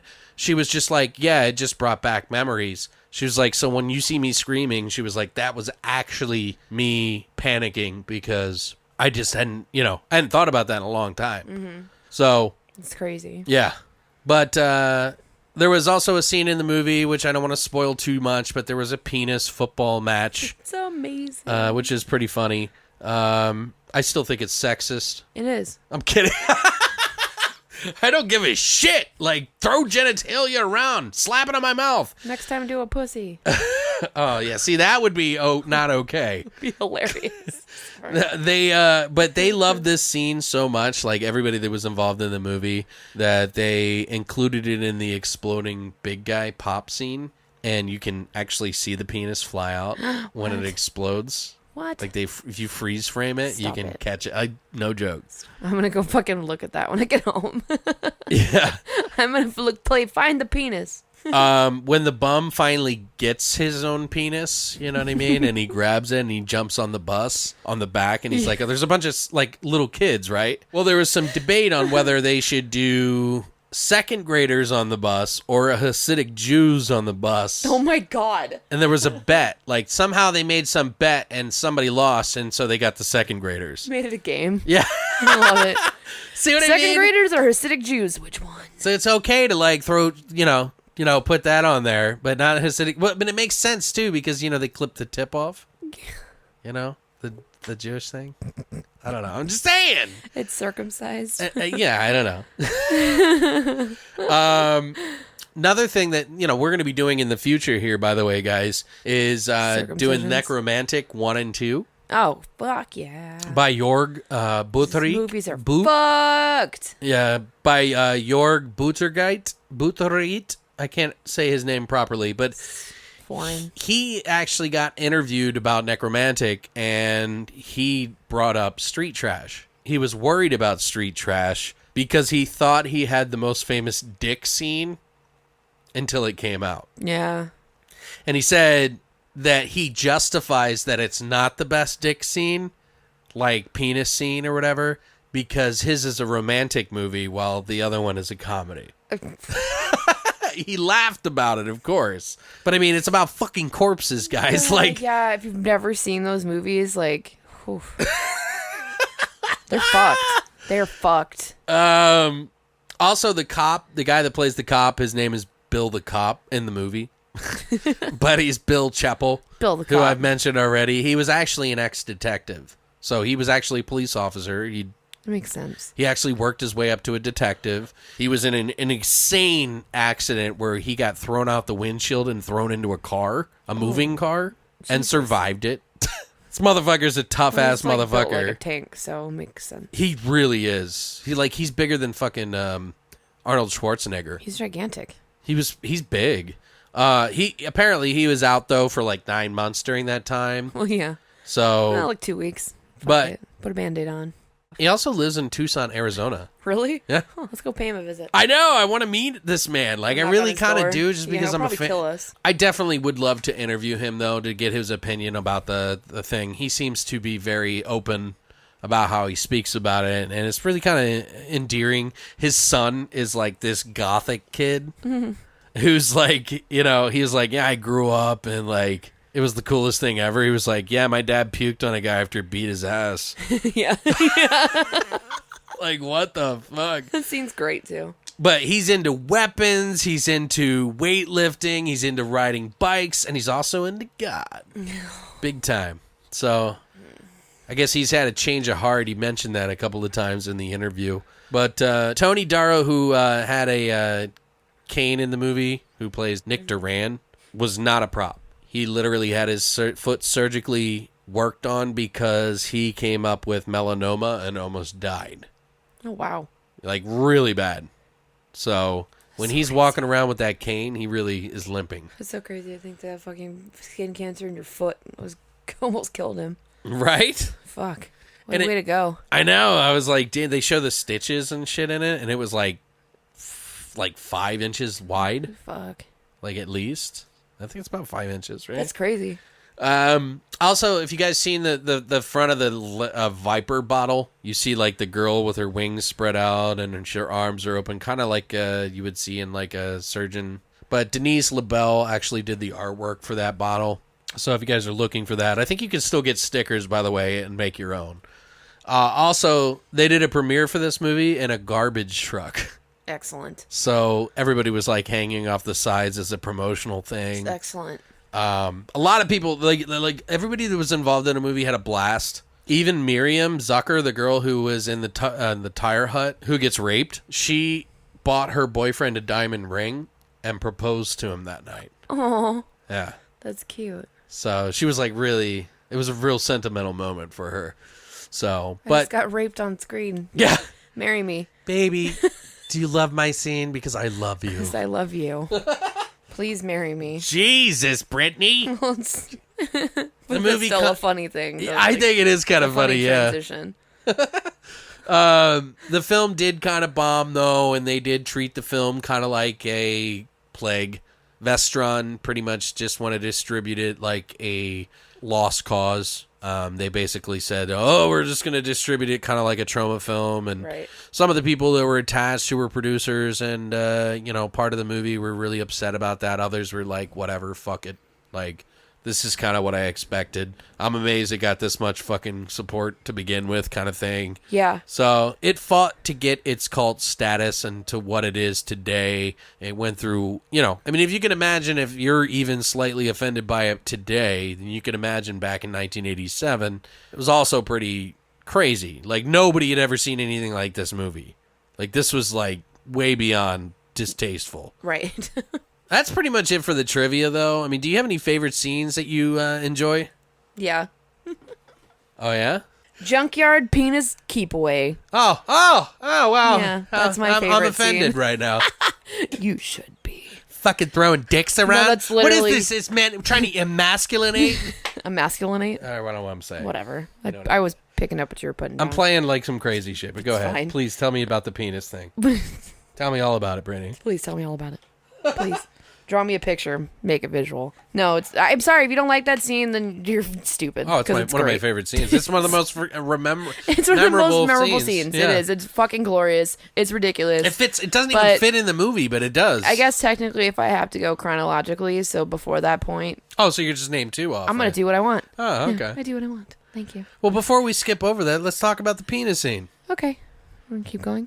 Yeah, let's talk about dicks and shit. All right. So pretty much what happens is the Bronson, right, crazy vet guy. Yeah, the junkyard penis football guy. Okay, he's No. he's like the quarterback. He wants to kill, or what? He's trying to kill. What's his name? Fred, bearded dude. Who, Bronson? Yeah. For the dick football thing? That's what we're talking about. Yeah. No, he cuts off a fucking one of his what lackeys. leads to that, right? He's fighting Oh, Fred. and he gets I pissed think. on. Yeah. And then the other bum puts his dick through a hole and starts to pee, right? Through and the he fence, yeah. is pissing on Bronson. So Bronson takes his knife and cuts the dude's fucking wiener off. And it's hilarious because he's just like, huh?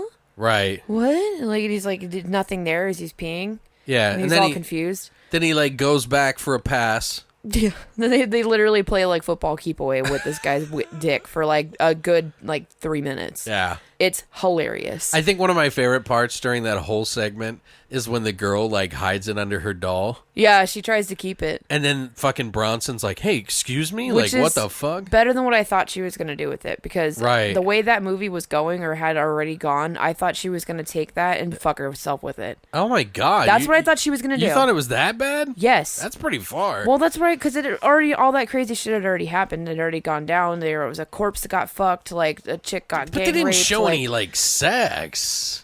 They don't have to. That's That's what a I'm bit saying. It's much. like alluding to that, so that's why I was like, oh, she's don't probably going to take this fucking penis and keep it as a fuck toy. And she's Right. nuts. So I'm like, that's where that's the direction that my brain went with like what they've alluded to in this movie already. So that's what I thought. And I was like, oh God, like here we go. Like she's going to fuck herself with this dick, right? Like, but she doesn't. She hides it under the doll's dress. And I'm just like, what the hell? Yeah, like she's gonna keep it for safekeeping. I was like, okay, like maybe that's her intention though. She's going to keep it as a dildo to use later, but who knows? and then But- eventually someone Kinda throws get- it. Yeah, and then eventually, like someone throws it a little too far. You know, they throw it off, they miss, and the original guy that lost his dick catches it. Yeah, and the he's owner. Like, yeah, I got it. He's all excited, right? I would call that guy the owner. The dick owner. Yeah. And then he tries to get in a cab, and the cab driver's all, hell no, fucking leaves. So then he jumps on the back of a school bus full of second graders. Which is totally okay. Right, nothing wrong with that. There's Nothing no wrong indecent with that. exposure or Nothing wrong with that. anything going on in that fucking scene. No, he would be a fucking registered child, like a I don't know if he molester was or like, I whatever didn't at see that the point. penis in his hand or It was in his anything? hand. Was it? Yeah, Was it in the window or was it it, was the hand that was on the side of the bus. in? on the Oh, right. okay. Not on the back. I but didn't on, see like, it. I the right. looked a couple of times and I was like, yeah, he I was don't see it. holding it when he jumped onto the bus, so I'm sure it was probably in his hand. Okay. Either way, it doesn't matter. He still has his fucking like dick skin exposed or floppy pelvis area. Yeah, He but didn't zip his pants up. He's and got a all good bleedy. reason. Yeah, I mean, or he wants to get his dick put it on ice, and I'm like, Yeah. oh my God, it's so great. Oh my God, get it on ice. Get it on ice, and I'm like, no. One of my favorite scenes is the Bert in the grocery store. Yes, He goes in. genius. He's like stealing fucking groceries, dude. And Bert is wearing the gas mask like he's in the fucking apocalypse, first of all. No, he in wears that it around scene, his but- neck. yeah. He wears it around his neck. But he goes in, he finds a receipt on the ground that some lady drops, and then goes in and tries to pretend like he's, in case that he gets caught, he'll use this receipt to get out of it. And so this little white lady, Old this white old, like we're talking, Decrepit she's old not lady. alive now, kind of old lady. Like she was probably not alive many years Probably after died that movie. like immediately afterwards. Yeah, was she probably like didn't make it 90. into the 90s, kind of old. Yeah, Sorry. I love her. she's all alive. She was still. cute. She was cute, but it was funny. She was a bitch. Fuck that old lady. Well, I don't know. I mean, she's stealing. But anyway, she gets freaked out. She goes and tells some So other racist. manager, and the manager comes back, and so it's like Bert's this black guy, and the other guy's a black guy who's a manager, and he's like, hey, she said that you've been stealing food. And he was like, you gonna believe this old white honky over me? And she's like, oh my god! During that scene, actually, Bert said that she should call him the N-word. And nobody agreed. Yeah, I'm glad they didn't do that. Yeah, everybody thought it was a little too much. So, but Bert, the guy who was stealing the chicken or whatever, who played the character fucking Bert, Jarman, actually felt like she should say the N-word. But nobody wanted to do it, including her. But anyway, that whole scene of him, surprised. especially when he was like leaving and he's like throwing shit down. He's like, you motherfucker you believe that fucking old ass granny motherfucking honky over me. I was laughing, dude, because like he's like knocking shit over. He slams into that person Yeah. who's like an extra on the fucking movie, just slams into him like really hard. Like a football linebacker, yeah. I don't know. I think that guy crazy. deserved, honestly, I feel like him, Bronson, and maybe Bill were probably the best actors in that movie, in my opinion. Like, those are the characters I would have loved to see in other movies. Yeah. So, it's surprising that Bert never did anything, or Jarman never did anything else. Yeah, that's crazy to me because like he really never did anything else. No, and he actually went to school for acting. And part of the reason he was one of the people that did not improv because he was always taught that you do not stray from the script. I'm curious to know like why, like what happened in his life. I don't know. He ended up being into working for a law firm or some shit. He's a lawyer. I don't know. He started to talk about it. I didn't take any of the notes down because I was like, whatever. Like they talk about like what everybody's doing now. Yeah, I'm intrigued. One guy was like, nothing. Sitting on my couch, He pickle was like, farting. have you done anything interesting since you started? He was like, Nah. nothing. He just stares at the screen and it goes to the next That's person. that's fucking hashtag screen name pickle fart. The way- that guy, he's just pickle farting around all day. Hashtag pickle Pickle fart. fart. God damn it. Check out twitch.tv. That pickle fart. Twitch.tv/pickle fart. Yeah. Going live. Going live. Pickle fart. I think I'm gonna hashtag pickle fart Please. as my like the name of the stream for this the night. is my new screen name. If AOL Instant Messenger was still a thing, I would immediately make a screen name that was pickle fart. So what Pickle is fart 666. God? Satanic pickle farts. Sorry. So what? Tell me some of your fucking other favorite scenes. Any melty person scene. Well, what is your Literally favorite? any of them. Okay, so what is But- the first one that you saw that you were like, oh my god? Oh, the initial. the initial one. The where toilet he, one? Like, yeah, where he melts into the Yeah, toilet and that's his the legs most snap classic. off and shit. It's The fucking legs glorious. snapping off is what. See, this is what I love about that scene. Like, I don't want to like go ahead describe it and then No, we'll get I into want to it. know what you love about it. I just love that they put in the extra effort. Like, yeah, it's dope. like they went over so many different things: his chest, his hands, his legs, his fucking snapping, his fucking going in the toilet. They even did like some cool Evil Dead fucking like roaming through the like debris Yeah. into the building, and the door kicks open, and then he's like With his arm snapped off on the no, toilet it's just plunger it's thing. just the Yeah. head popping out of the toilet. Well, and his hand that snapped is on the. Oh, to yeah, flush yeah, it- yeah, to yeah. flush Because the he tries to, mechanism. there's so many, Yeah. there's so many Little factors, like like most people would have just been like, oh, he's melting, and then we'll just cut. Right. No, they put in like, They put all their eggs into that basket. it was like 7 different types of scenes Yeah. in one scene. Well, this was their introductory moment to the effect that the Viper has on the person who drinks it. And so they literally put every egg into the basket with that scene, because this is the one they pay the most attention to. Right. And they put the most work and detail into, and it fucking pays off. Which is funny because it's incredible. Because the female special effects girl, Jennifer Aspinall, she actually wanted to have, like, she wanted to go, like, a deeper layer and say everybody's personality had a different color.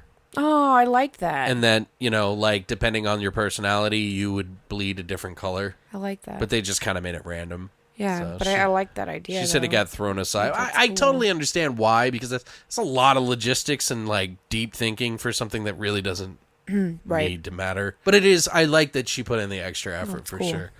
Okay, so one of my favorite scenes is just so random. Like, how can you not like it? Bill fights a gangster in the bathroom because the gangster's trying to kill Freddy because Freddy fucking... He's the hitman. Freddy is the first person to sort of rape that girl and then leave her for all the other guys to rape her. And then it's the girlfriend of Nick Durant.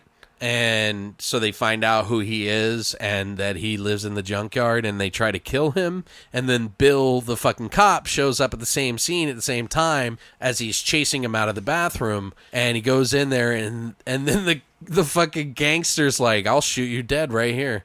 And Bill goes, Wouldn't you rather die in combat than rot in jail?" Yeah. Like some sort of fucking stupid mental ninjutsu, like fucking shit. And like, he's like, fuck it. You're right. I would. So then they get in this tussle. It's like kind of a brawl.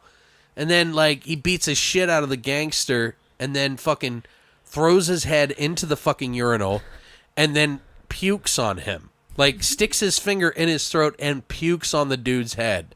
And it's like, the ew. fuck? Yeah. Like, what the fuck? Yeah. And you know who's in the bathroom? Remember the guy, like, hears all the tussle and then, like, comes out? That's the art director. One of the art directors. really? Yeah. Nice. Anyway.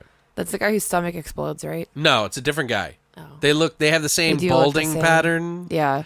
I thought the same thing, They look but really similar. one's bigger than the other. Okay.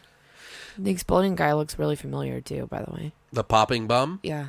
He does kind of. I thought the same thing, but I don't think it's not. It's not. Okay. I thought, well, like, maybe he was in, like, some Nick at Night show that I used to watch when I was a kid. I feel like he's in other things that I'm very familiar with, but, like, he always plays, like, a little subtle side character like that. I didn't see anything about him. No. So. He just looks like a guy. That was a really cool scene, though, the popping bum. No, it was fantastic. He's just like... and his stomach blows up, and then... Freddy's about to drink the fucking Viper, and then a gust of fucking fart wind, like, makes him not interested. Like, there's always a reason why for some reason, Freddy the jackass, who's like a rapist and like fucking everything else, fucking doesn't die, and like... Yeah. That part was funny. That guy lives. Yeah. I don't know, I thought it was funny. Because they still try and treat him like he's a good character. Yeah. Well, throughout the entire movie, like, I mean, it was different times, I guess. Right, a little but bit. he's still almost treated like the hero character in a way. He was just like, leave me the fuck alone. But the funny part is when that big guy pops, like, you see Freddy jump as the fucking, like, liquid is, like, chasing after him, and he's like, oh! I kind of laughed. I thought that was funny. It's hilarious. Also, like the end scene where the Bronson character, the King of the Bums, gets the acetylene tank punched through his neck and head, and it knocks it off. Yeah. That was cool as fuck. That was fucking cool. He, like, picks up Freddy to kill him, and then his brother Kevin, like, shoots that acetylene. Is it acetylene? No, I thought it was just a balloon helium tank. Well, it looks like a helium tank. It's some type of, like, a gas tank. But it's like a tank they use to, like, weld and shit. Something like that, I think. I could be wrong. But it's some type of a tank that has a gas in it that... Yeah, whatever. he breaks off the tip of the tank. It goes shooting off into the fucking Bronson guy's head and neck, rips his fucking head off. His body slumps down, and then you see his head, like, on the ground, and some girl jumps over it. It's the fucking queen of the junkyard, the assistant Wendy. chick. Yeah, Wendy. Yeah, that little stupid nod, like, But she the eyes... jumps over, and his last thing before he dies is he sees up her skirt. Right. And then he dies. And I'm like, really? I It mean, was funny, but he's a but- scumbag, so yeah, it so would that make makes sense. Yeah. Absolutely. That's what I thought. I was and like, he was had a hard on for her anyway. I watched this and I'm like, so fucking stupid, but at the same time, this completely comes full circle. Well, and if you So look it's at where like, she was, like, acceptable. why would she be jumping over his head anyway? There's no reason. There's no reason, but There's no rhyme or reason. But for the it. eyes, when the eyes move and his It was mouth so is open, cool. it looks like creepy. It was creepy. That's actually my other favorite scene. So thanks for ruining that for me, Alex. I don't know. I think it's kind of fucking cool. No, it was awesome. That scene is fantastic. So why don't you tell one of your favorite scenes? And this is huge. Well, I it's already at the end of did. the movie. I already did. No, we didn't talk about Well, I it. was going to talk about that one. So Go ahead. We just did. No, there's one more scene that you mentioned to me outside. Did I? What was I talking about? It's the one where James Lorenz Oh yeah. at the very end. Like the end credit scene is fucking glorious. Right, because Okay. to explain why he's there. Okay, so we are introduced earlier in the movie to the doorman kid and then the mafia boss. And while they're in the precinct and they're talking to Bill's character, the kid's talking shit, all this fucking shit about the mob guy's fucking restaurants and like he's just fucking saying everything. And he's like, I'm gonna fucking kill you, like, and then just like going back and forth and like He's Nick the. You know what they call you, right? Nick the Dick, right? He thinks he's fucking Yeah. mafia. He thinks he's a fucking gangster. This guy wears fucking white shoes Yeah. because he thinks he's a fucking gangster. It's fucking. What did he call him? Fucking Scarface. yeah, he thinks he's fucking Scarface, and I'm like, oh my god, like this kid is so fucking funny, and the little one-liner quips that he has are great. Well, them together in particular. Them together is Really like, just funny. cinema fucking magic. Like they are meant to be sharing scenes. Yeah, And they're from the so- same school of thought. which makes sense to me. Why they did this whole scene? I'm sure Why that they added 'em? it Yeah, at well, the they end added for both a of 'em. reason, and it's great, and I'm so glad they did it. So he's telling him the whole time that he's gonna kill him. He's like, "You're fucking dead," and he's like, "But the guy witness protection. Like, I'm fine. I'm not worried about it." And Bill, the cop guy, is just like, "No, like, you're fucked, man. Like, you're fucked." He's like So- making fun. What did he call him? He made some fun. You think you're fucking Scarface and all that other shit. And he's like, yeah, my mother fucking weeps because I work for you. Because I work for you. And he's Yeah. like, well, I hope your mom's got a fucking white. I hope your mom's got a black dress. dress. Yeah, I love that line too. He's like, 'Cause "Well, I he- sure hope your mother's got a black dress because she's gonna need it." And it's almost like he pauses to think of. It's almost like it seems like he's just pausing to because he like really gets him. He hits it home, but really he was probably just thinking of some funny thing to Probably joke. think of something just back. Yeah, But it works. yeah, and then it's the end scene. But for then that. fast forward to the end of the movie. to the end, and all of a sudden it's the little doorman, and he's tied up to a chair, and there is Two goons. two goons behind him, and then there is what is named Nick, right? Yeah, Nick Duran. Nick Duran, and he's gonna kill him. He's kind of like toying with him a little bit at this point, like before he's gonna fucking whack him, right? And then he has the Viper and In he- his pocket. in his pocket, and he takes a fucking swig of the Viper, and obviously starts fucking melting. Nick Duran. Nick does. Duran does. And the whole time they don't show him melting because I'm pretty sure they were far past the budget to be able to actually film that part, so they don't do it. Right. So it's just on the kid and the two goons that are behind him, and they're like making these faces as he's melting, and this kid is still talking shit to him, but he's still talking shit to this kid. This whole interaction, it's so fucking funny. Like, he's literally like, what does he say? Like, "Oh, suck my dick," or something like that. He's like, Nick says, I'm gonna kick you in the fucking dick. yeah, well, he says something about his That's dick. what Nick says. He says, I'm gonna kick you in the dick, and then the doorman guy, James Lorenz, goes, kick me in the dick. Your fucking dick is fucking melting down the stairs. And I'm like, oh my god. He's like, quick, get his ring before it fucking melts. Yeah. It's I like, want to I'm be fucking king. Yeah, he's like, I'm still gonna kill you. Like, you're still gonna die. And I'm like, oh my god. I mean, if you think about it, those goons would probably kill him, right? I think they do. You would think. Yeah, like, and he's telling him, kill him. Like, the whole time he's melting, he's telling the goons to still do the job, right? Who knows if they actually do or not, but Both of those characters, both those actors, I mean, actually really took a liking to each other, though. Like, they really they liked had each great other. chemistry. Even Tony Darrow, who plays Nick Duran, said that he actually called him a young Robert De Niro. Oh, that makes sense. Yeah, he said he had a lot of the same charm as Robert De Niro. And it's funny because Tony Darrow was like so humble. He was like, I'm not a real fucking smart guy. I'm fucking so stupid that I didn't even pass milk in high school. Like, what the fuck? Glorious. So, I think that's pretty much it. We've kind of exhausted everything about this, guys. And we know. It's run long, but you know what? If you got extra time, you got a little bit extra, for the week. If you are a fan of what we do and you enjoy it, you got a little extra. Right. And speaking of which, if you enjoy what we do, tell your friends. Tell your wife. Tell your fucking mom. Tell your kids. Tell your fucking mom. Daddy's got a fucking nice podcast for her right here to ride. Hey, Mom, what you doing? Bop at the boopy. Hey, Bop at the boopy. Stupid. Anyway, so what are your final thoughts on this movie, Brittany? I liked it. This is going to kill you. It's like a 5 to her. No, it's not. I would give it more than that, honestly. I'd probably give it like a 7 out of 10. Really? Yeah, because the effects... The way you talked about it sounded like a 5 or a 6 at the most. No, I would give it a 7 out of 10 because the special effects are amazing. I just wish there was more melty people, and it focused more on the melty people and the story behind the fucking contaminated booze. But... Have you ever seen a movie like it? No. Is there anything you can compare it to? No. Slime City, maybe? No, maybe, yeah. But that's one of the biggest reasons why, too, it gets a 7 out of 10 is because it's super fucking unique, but not in a cheesy, stupid, literal way like Thankskilling is.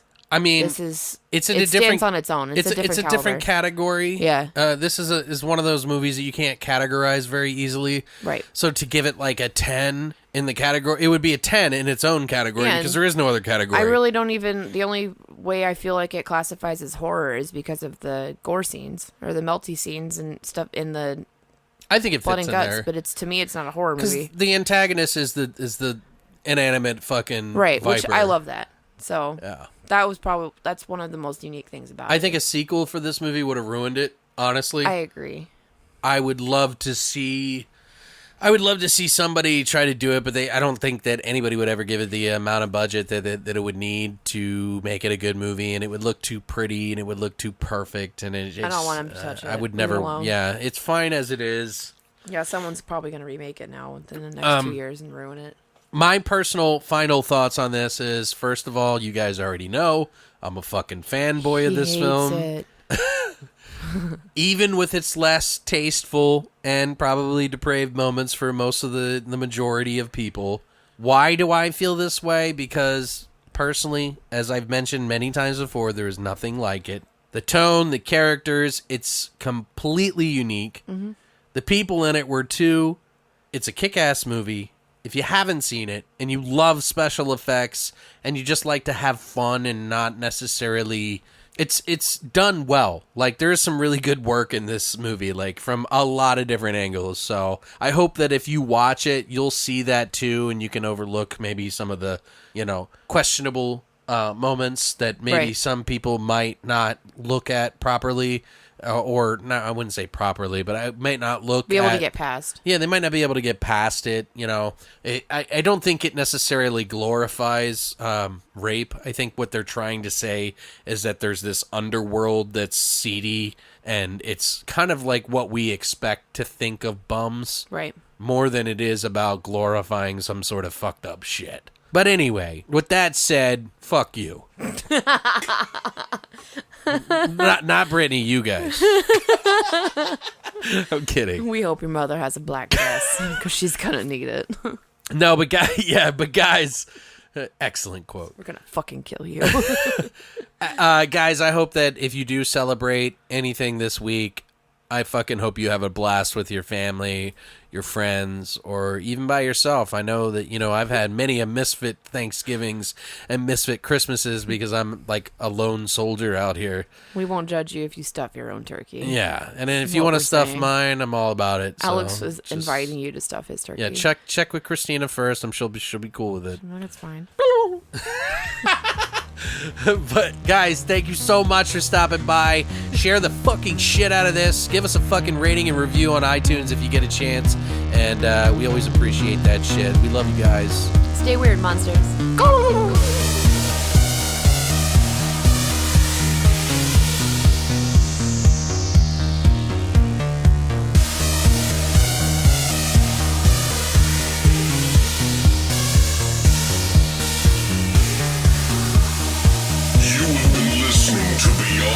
enjoyed horror podcast, tune in